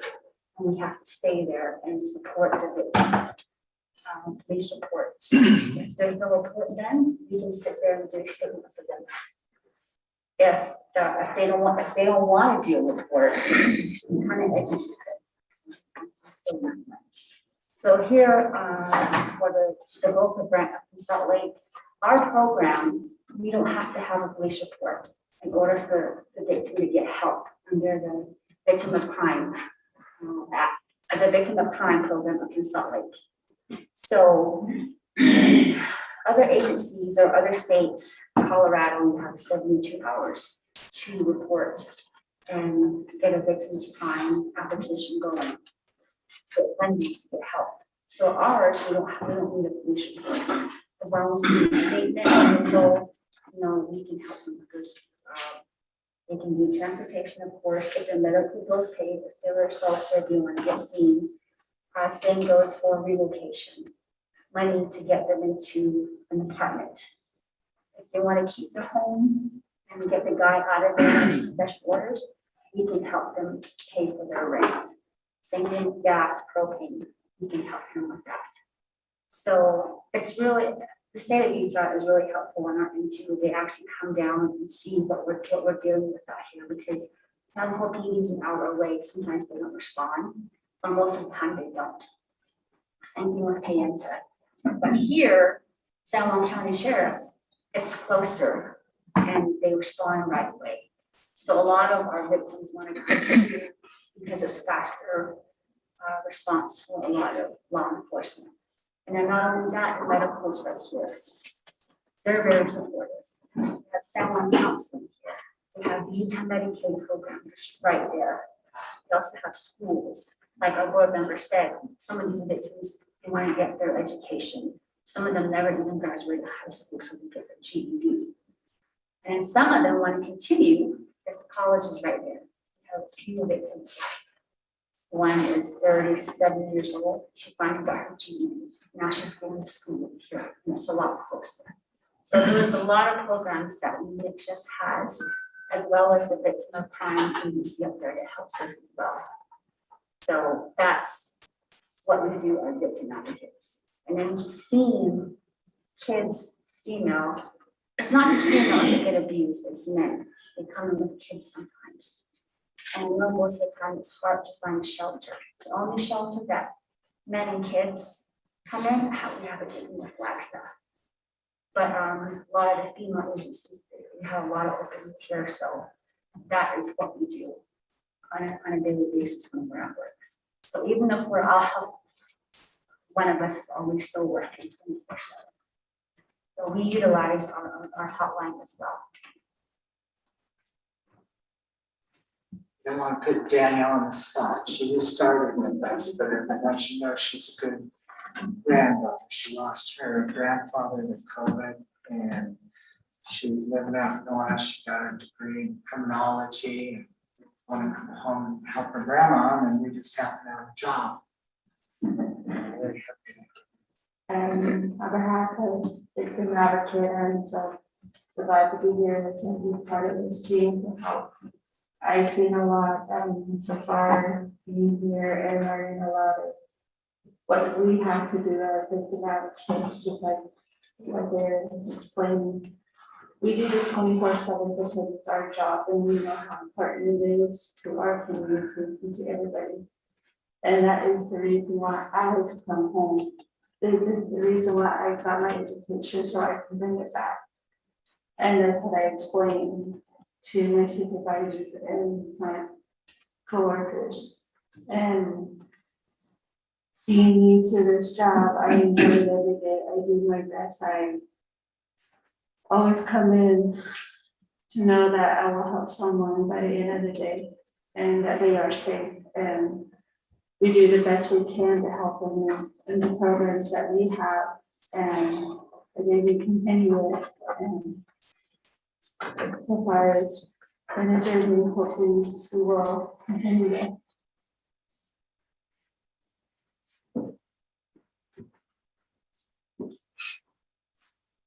Brandon, would you introduce yourself? My name is Clara. Thank you for having us here. I'm the behavioral health operations officer. I assist Rick with a lot of programs that we try to, establish. And working with the shelter is one of them that we are really wanting to help with. I assist the victims advocate to help them, document, log all their incidents and make sure that monies are spent on these victims. The important thing is we want to get these victims out of their homes, away from the perpetrators, away from the abusers, and it kind of really hits home because a lot of us involved in the domestic violence situation. So that is how I help the team, looking over the local grant with them and keeping it going. So. She's on that team. Oh, yeah. I've been, I responded to several of those incidents that they reported or played. During the pandemic, the, domestic violence incidents had increased on Navajo. We're constantly going out to Anna, constantly going out to Red Mesa for domestic disputes, assaults. It just seems like we have a higher number this past year. So, and a lot of them, they really don't have a place to go. Once we get them out of there and they have to come home, they just have to end up going back home because there's nowhere else for them to go. It's hard to see that. It's a really good program that we would like to start. We have a PowerPoint I'm gonna go through. That's the handout you presented. Yes, that's the PowerPoint where. Committee members, before we go to the PowerPoint, do you have any questions?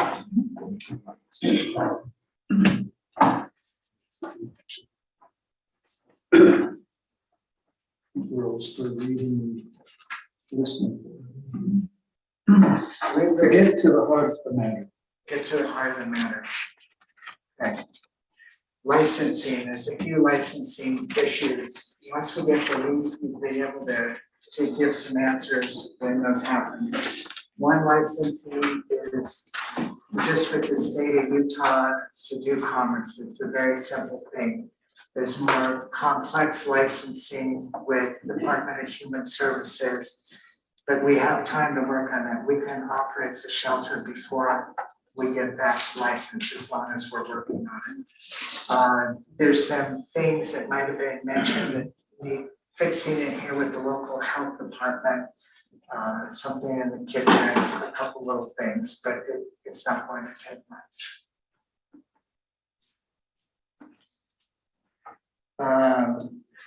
We've included in your packet, we won't go over it, kind of what the complete program looks like. Basically, we will receive people here 24 hours a day.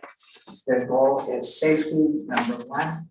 And then with that, while they have their experience here, we're going to have case management, different people working with victims, doing some things you heard the advocates say, go to court with them, help them plan for their future, apply for anything they might be entitled to, look at jobs if they want to relocate up to this area, be complete services in here. We also put together an organizational chart that's in there, how we would see that working.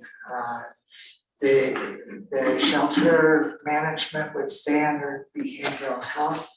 There'd be a shelter project officer, manager located here that would have daily responsibilities for the schedule, basically running the shelter. So we would have full-time staff, maybe 8 to 10.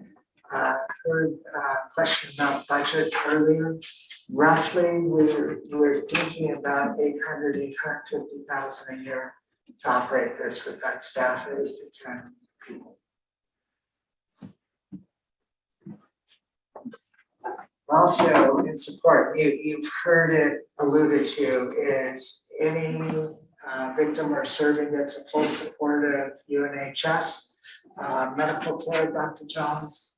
Dr. Jones is our medical director. And could you share how you would see your department working with the women here? Well, just really briefly, we just have a clinic a couple blocks away, and so we have not been involved with the shelter in the past, and we've had really not much to do with them at all. But we are an IHS facility, so we would be very easy for us to come here to do visits if needed, to have them come to our clinic. We take care of children and women. We have all pharmacy services. If somebody arrives here and needed medication, it's an IHS pharmacy. The medications could be filled. We have dental services there. If there are dental issues that we could get them in. So it would just be a little bit of outreach, but it would provide really full medical support without too much involvement with or any extra hiring of people at all. So we would just be there and be supportive of whatever is needed. Perhaps it would be a good idea to do things like an intake brief physical to check on people, to look at injuries and to make sure that they're adequately cared for if there are injuries involved. So I think that would be very, very supportive of the thing. We're just so close that it's going to be, it should be very feasible to do without much interruption in what we're already doing. Any questions on medical? Yeah, I think, thank you, Dr. Jones. We've already been mightily impressed with Montezuma Creek. And I briefly walked into the facility. Very upscale. As soon as I walked in, there was a lady. You got an appointment? And I go to the waiting room. That's reflective of total operation. Mr. Jensen. I guess the main thing,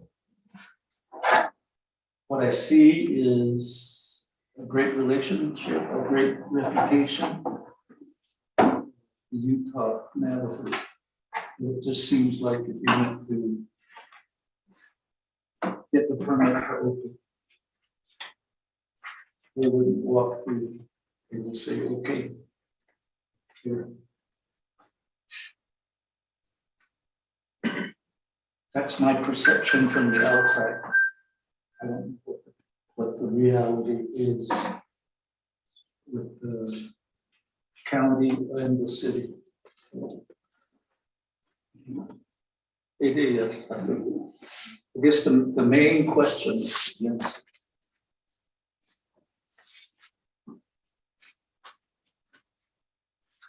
Did you approach the Navajo Nation?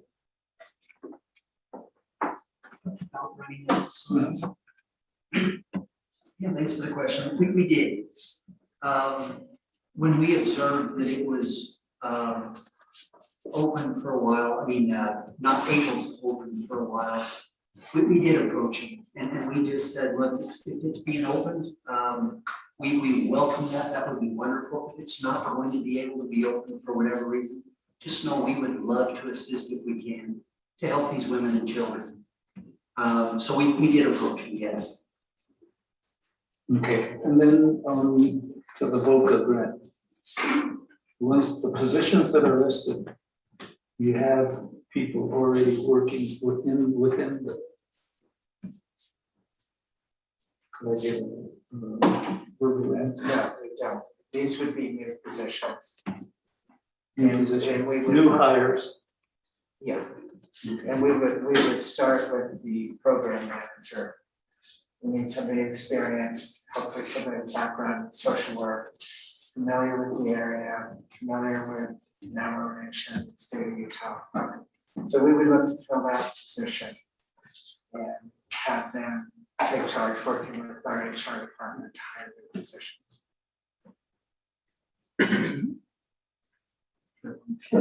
Honorable, honorable, so. Subjects, so, honorable, Thank you for the presentation. I don't, Chief Nelson, and I think thank you for being very informative and very upfront.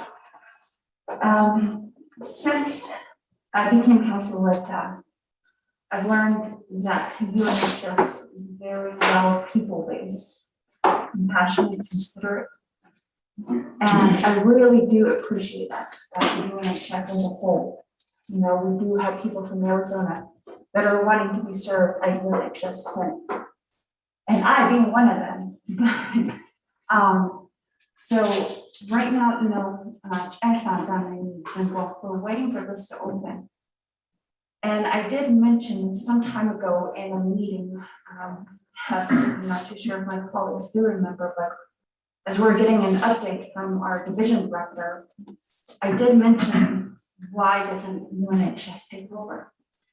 And, you know, come to find out today, you guys are actually proposing that this is a new venture you guys would like to pursue. Ako, Eva Hansen, first and foremost, I really do appreciate that. You know, with a lot of these cases rising, it's a major concern. We have women fleeing their homes with nowhere to turn to. Some turn to substance abuse, and this also leads to human trafficking, women being missing. Now that with this space provided, it helps us fight that terrible fight of losing relatives. And right now, you know, I was getting to the question of how many staff you're gonna have. You mentioned 8 to 10. What, within those positions, you know, you said a program director. What about, as far as you have traditional healing listed as well? What are some of those positions? I know that maybe a therapist, a psychiatrist is going to be needed. Along those lines, what other positions of those titles will be put here for this facility? And you mentioned that, yeah, I really like hearing that you could possibly open prior to the lease being granted. Now, with that, is there a time projection? I'm the type that likes to hear a time projection. We're going to have an opening. But no, it gives me a lot of confidence. It gives me a lot of surety, and it definitely helps us sleep better at night as leaders. And this is something that I've been wanting, honorable committee members, to get some sort of timeline, a projection, and a overall objective and point, target point from our division, and with this new initiative, I do support it fully. With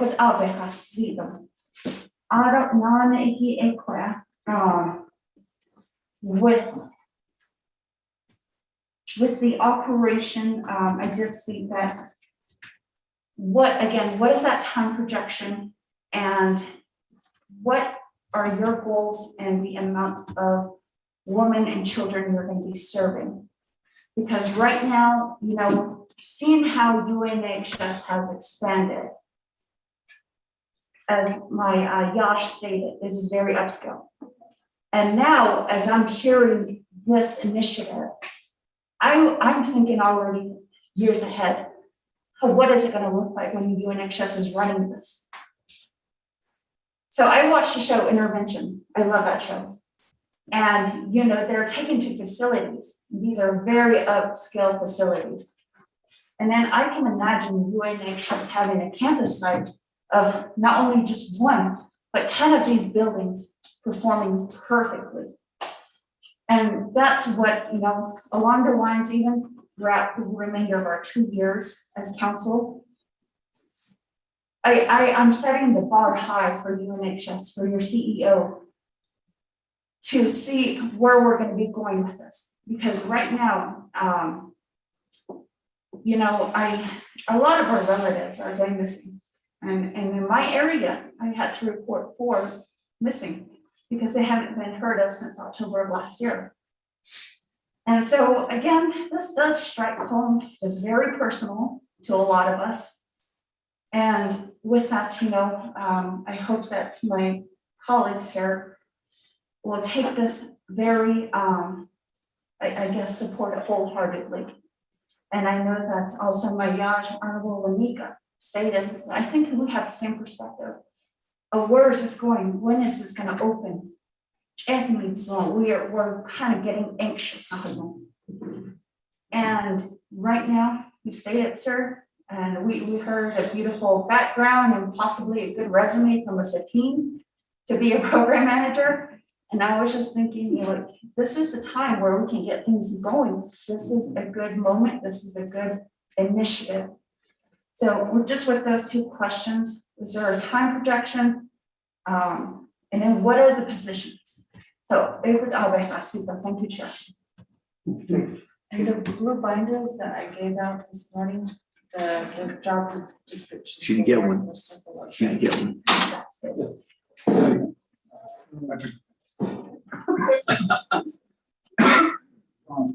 We blame the. Yes. Who funds your positions right now? The victim advocate? Are they all? Federal grant, the DDPI does two, and state, that's the other. Okay, and then, you said July 2022 is when you think you can get online? No, we think we can start, given if we get the legal staff to let us go. No, I'm hoping within 2 to 3 months. In Okay, fact, but you'd be, so this is implementing the state voter grant, So there's in two 2020. state grants. One or the DCFS. One is a VOCA grant, and Regina came and talked to us in March, that more discussions about a lease.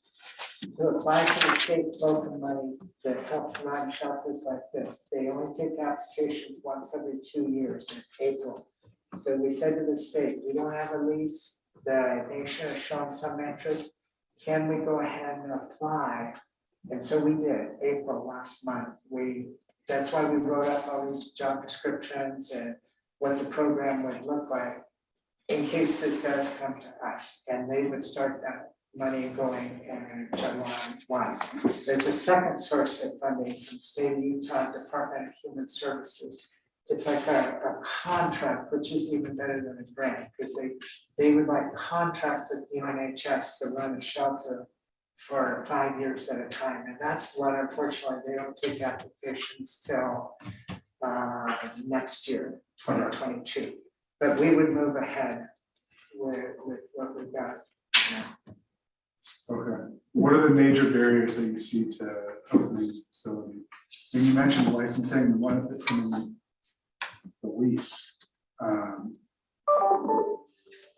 confused now after Delegate so spoke between the licensing and the lease. So I think you got it straight, now it's confused. But you said the general business license is something that's easy to obtain. And then the lease is you're thinking it's gonna be cumbersome because of the Navajo Nation process, or because of something with the county or the city, or? There's 2 licenses. Okay, so there are 2 licenses. One is easy to get, the second license takes a while. You gotta have everything in place, and that's with Department of Human Services. Okay. But the reality is we don't need it till next year when we're gonna be applying for that money. Okay. We can operate without that one. And the lease, I'm just saying, we can't legally proceed till we get that all worked out.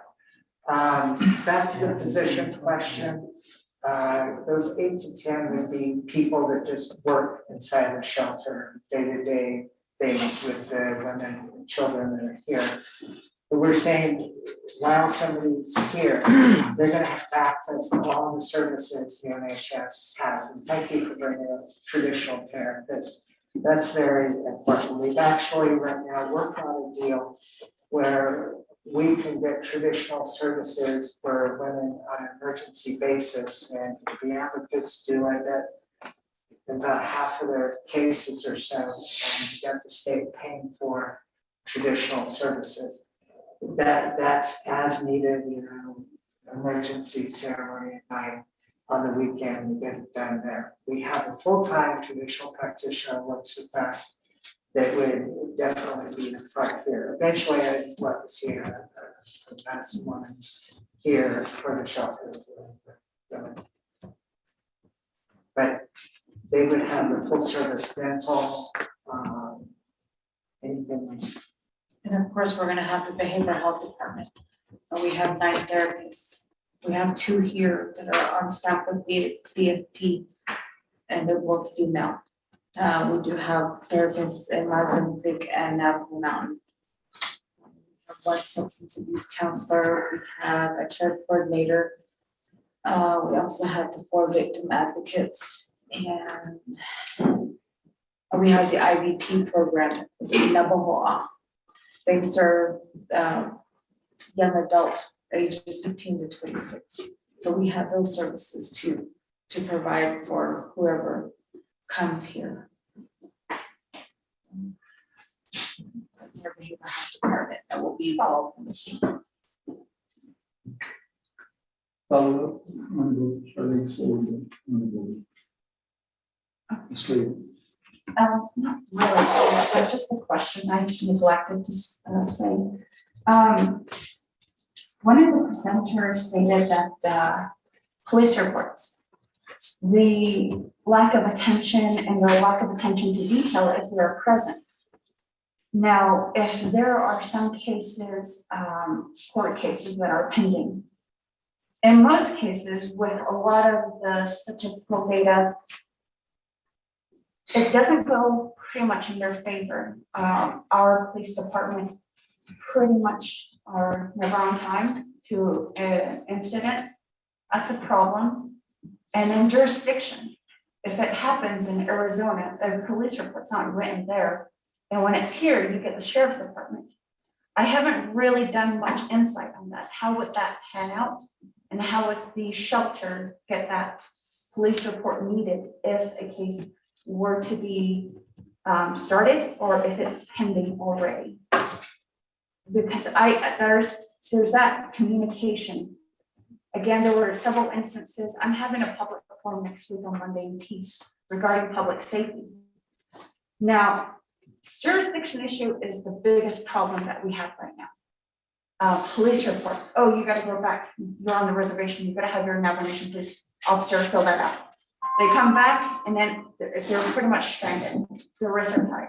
So how would that work? In order if they were to come back, it's life or death. It seems like none of that really falls through for them. I can answer that. Yeah. So we do deal with jurisdiction issues. And I'm happy to say that we made some really good connections. Anywhere from Shiprock, Yanta, San Juan, FBI. We've actually had incidents where a DV situation happens in Montezuma Creek. It's a very serious situation, so EMT is not going to wait for police officers. They're just going to get that person up here. Usually, Navajo Nation PD, rarely they come up here to get a statement. But if they call us, we're able to get San Juan County to take the statement from the victims, and then they fax it back over to PD. And that's where us victim advocates find out which officer responded, and we're able to do follow-ups and ask them, did you get this report? Did you get this? And depending on how serious the case is, we're able to call FBI. And they like those courtesy calls, hey, this is what happened. It sounds pretty serious. And they'll say, okay, we'll follow up. They'll follow it down with the investigators and police officers to make sure that that report's on file. And that's the only way they can move forward. And that's one of the benefits of having a victim advocate, is the victim advocate is usually knowledgeable in all those aspects. And that's generally how we go about writing reports. Sometimes police officers will ask us to go to the victim, have them write their statement, and then we fax it into them. And then we have that confirmation fax on file to let them know that this is when we faxed it. You guys got confirmation that you guys have it. And that's how we're able to go about those reports to make sure that the victim's reports are on file. They have mobile fax machines, so they're cars. Yeah, and we have printers, like scanners, everything. I mean, it just goes a long way. And also each one of them's got the prosecutor like in Canada.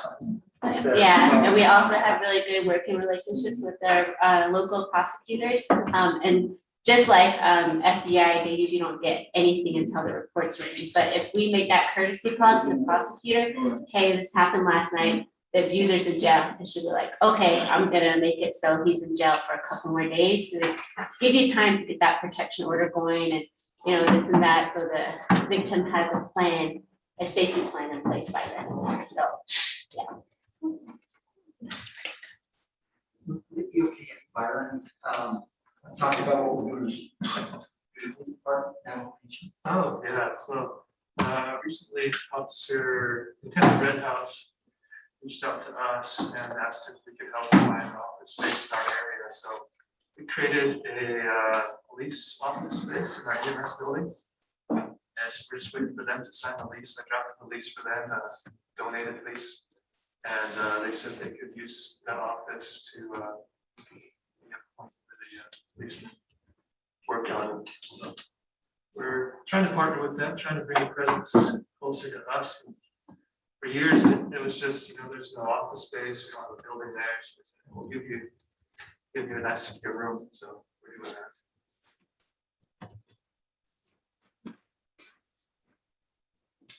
Sure. Honorable State Representative. Thank you. So you said that you have to transfer or transport sexual assault victims to Durango to get checked out for women, and then you're taking them to Flagstaff. Did I hear that correctly? And then the second part of the question is, what can we do to help take you guys to individuals who need to do that here instead of, is it that training? I think we've had presentations where, I don't remember the exact terminology of the process, but you're supposed to be trained and have a license or certificate on it. And then a lot of our, I think down in Fort they have a TMC, but not in other places. Thank you.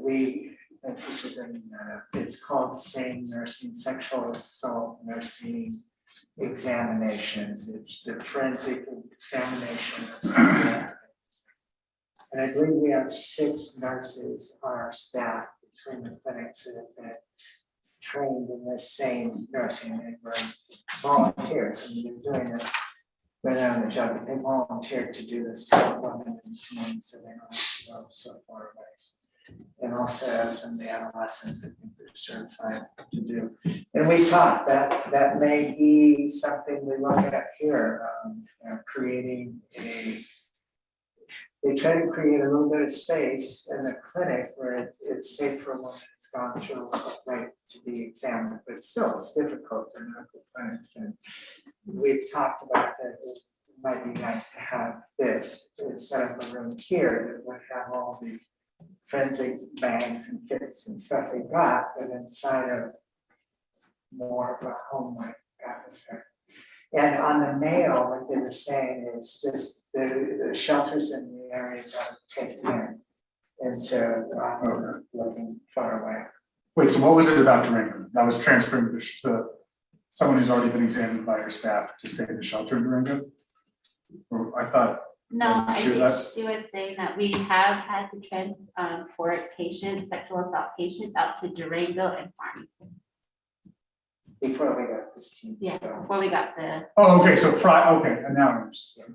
So with the nurses during. Yeah, and the nurses have worked really hard because it's very sophisticated training, and they may not have a chance to practice that in 3 to 6 months, and they get nervous, and they've talked about doing some in-hospital training. Some of these big hospitals will have sexual assault teams. So they go there, spend a few days, keep up their skill level.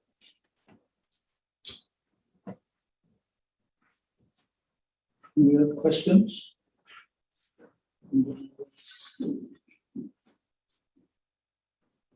More presentation? You want the heart of it. It's pretty warm.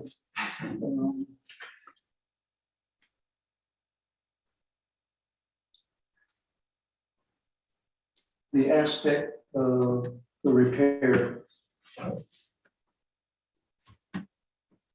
Committee members going forward, my initial thoughts are to convene and ask about the lease. Tomorrow from The assessor said,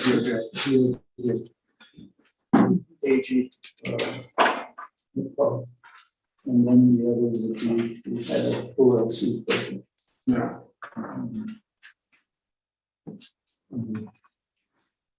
And at that one other meeting, we had the young lady from Utah book.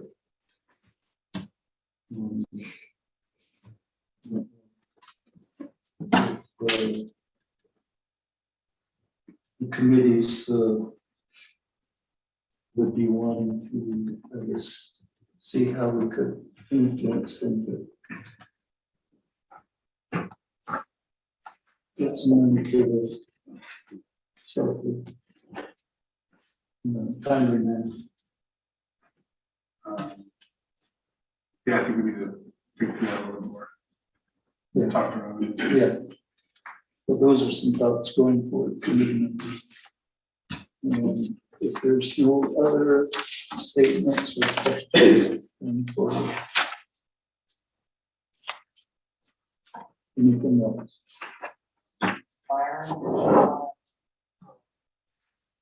Just really briefly,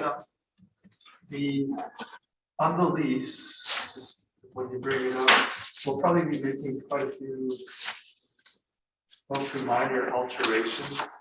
So the kitchen, which we install a hood over the oven so that we tell the code. We probably revamped the whole security system with Cat5 instead of coax cable, using IP accessible cameras. Probably want to install a security gate with RFID badge access, so you can log who comes in and out. We want to do a smartphone remote doorbell with secure access, so when you press on the front door to get in, you don't just automatically come in like today. We just came in. You have to press the button and see on the camera who it is, and then I pull up my phone because maybe I'm back here working with the client. I could see on the phone who's ringing, and I ask them, kind of like our lower nest with Google. So we have that. So these changes, we installed fiber optic with the redundant wireless branch to the main clinic to access our network along with the regular fiber optic through telecom. So all these things would be alterations to some of the building. So on the lease, just make sure that they address how general fixtures, improvements, provisions, we've asked, how do we submit a list to change those things? And then if there's more investigation on the structure, maybe the foundation thing, if there was discovery of bigger issues, that ownership of the building still to try. So we wouldn't want to get too involved in major construction or structure changes as a leaseholder, typically how it works. Just want to be limited to wear and tear. We could paint, we could do simple things, carpet changes, but anything major renovation. Yes, without come out.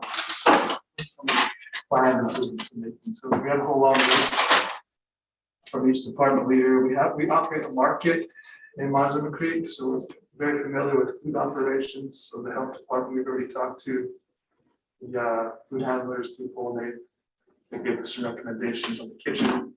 We'll add a fridge and a freezer to the occupancy level, and then some security features that Kelvin talked about too. So just a few to do things on the operations before we get it going, but I think it can easily be done within probably for 6 months, and we can even open before then if everything is mostly done operational. So we plan to add some improvements along the way.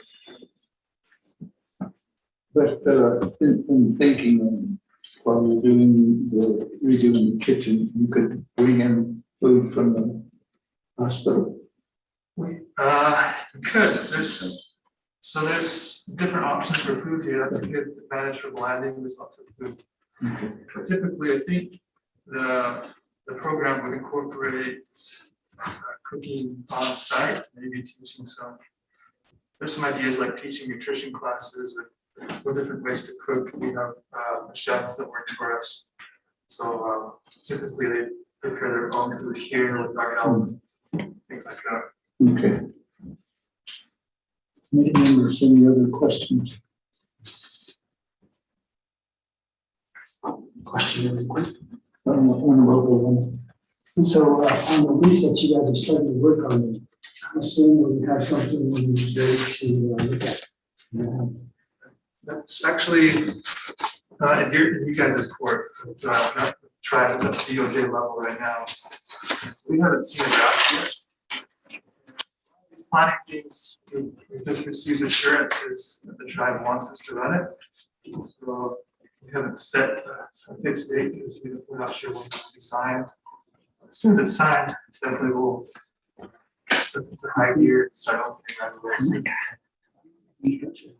I'm like, how long? Well, I don't know how what track DOJ is following. Honorable, probably. Well, this is a more personal question to you. Why nobody do? I'll ask you what you think.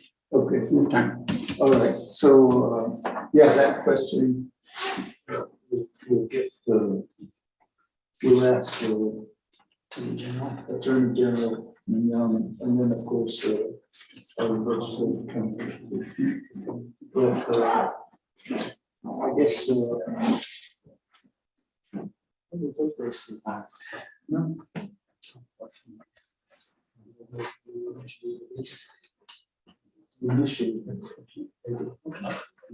Okay. Committee members, anything else? Okay. Staff? So we just need to make sure that we can you ask Madam AG about the points that Chair said?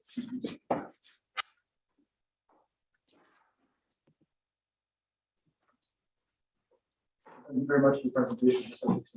Yeah. Okay, so I think we're out of questions. Committee members, any announcements? No, we will be in chapter tomorrow morning at 9 a.m. There's no legislation right now ready for action. Just remember, committee members, there was a plan of operation that was presented. And Alona was the sponsor to do Head Start. We tabled it because the organizational chart was not right. They haven't got that to us. When we did ask them to come back, it went in a totally different direction. So the other is there's legislation 0077 will be tabled. It's regarding division of social service. Your announcement on that. On that 077, I was contacted to have that legislation pulled. Yeah.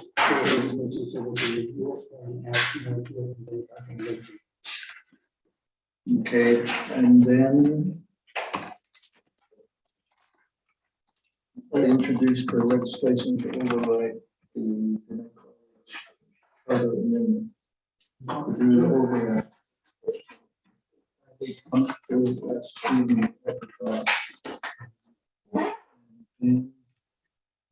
You're going to be issue with this spring session already having taken place? Or? That there's a memo prepared by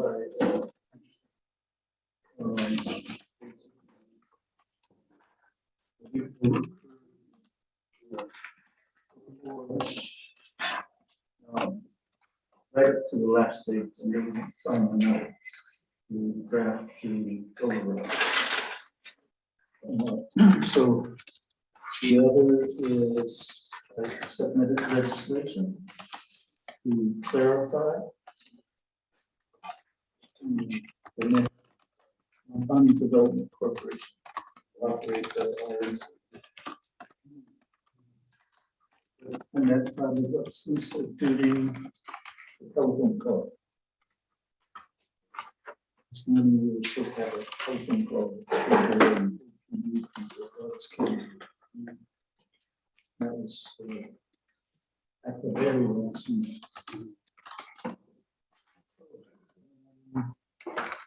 And we work on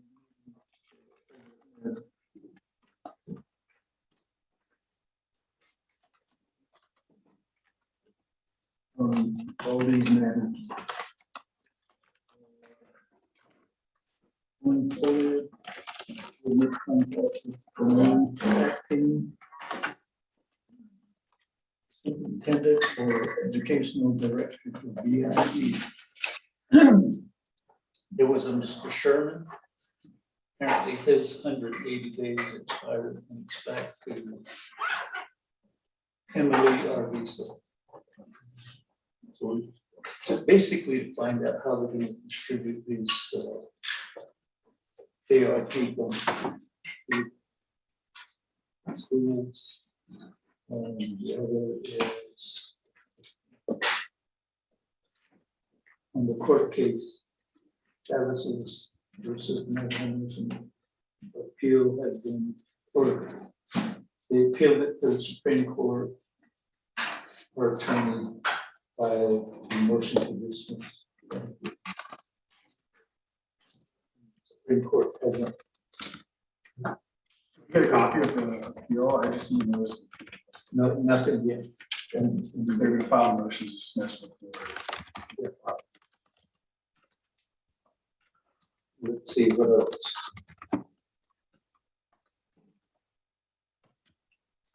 Going forward, the 19th, regular meeting of NTU. Session that you.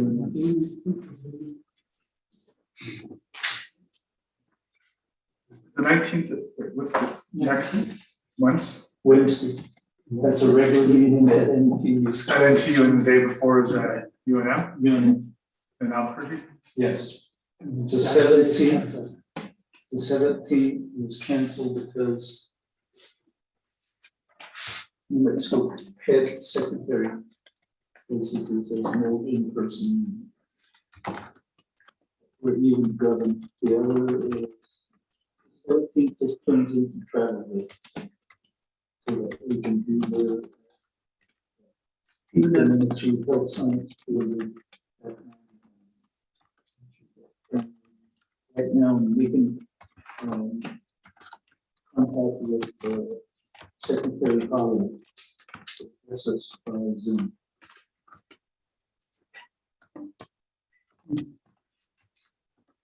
That's on the middle research. It was over there by Blue Gap, cut sheet. There's a big site there. First one at the church. There's some other places that are doing testing. Cameron, yes, Cameron, that's the other place that you went to. So, we'll set that page and see how material or energy or environment. That's what we'll be working on. All right.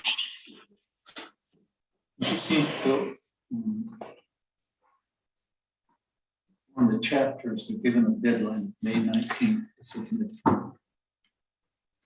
They're funding requests for ARPA. But they don't know what they're applying for because we don't know how that is. We won't find out until Monday.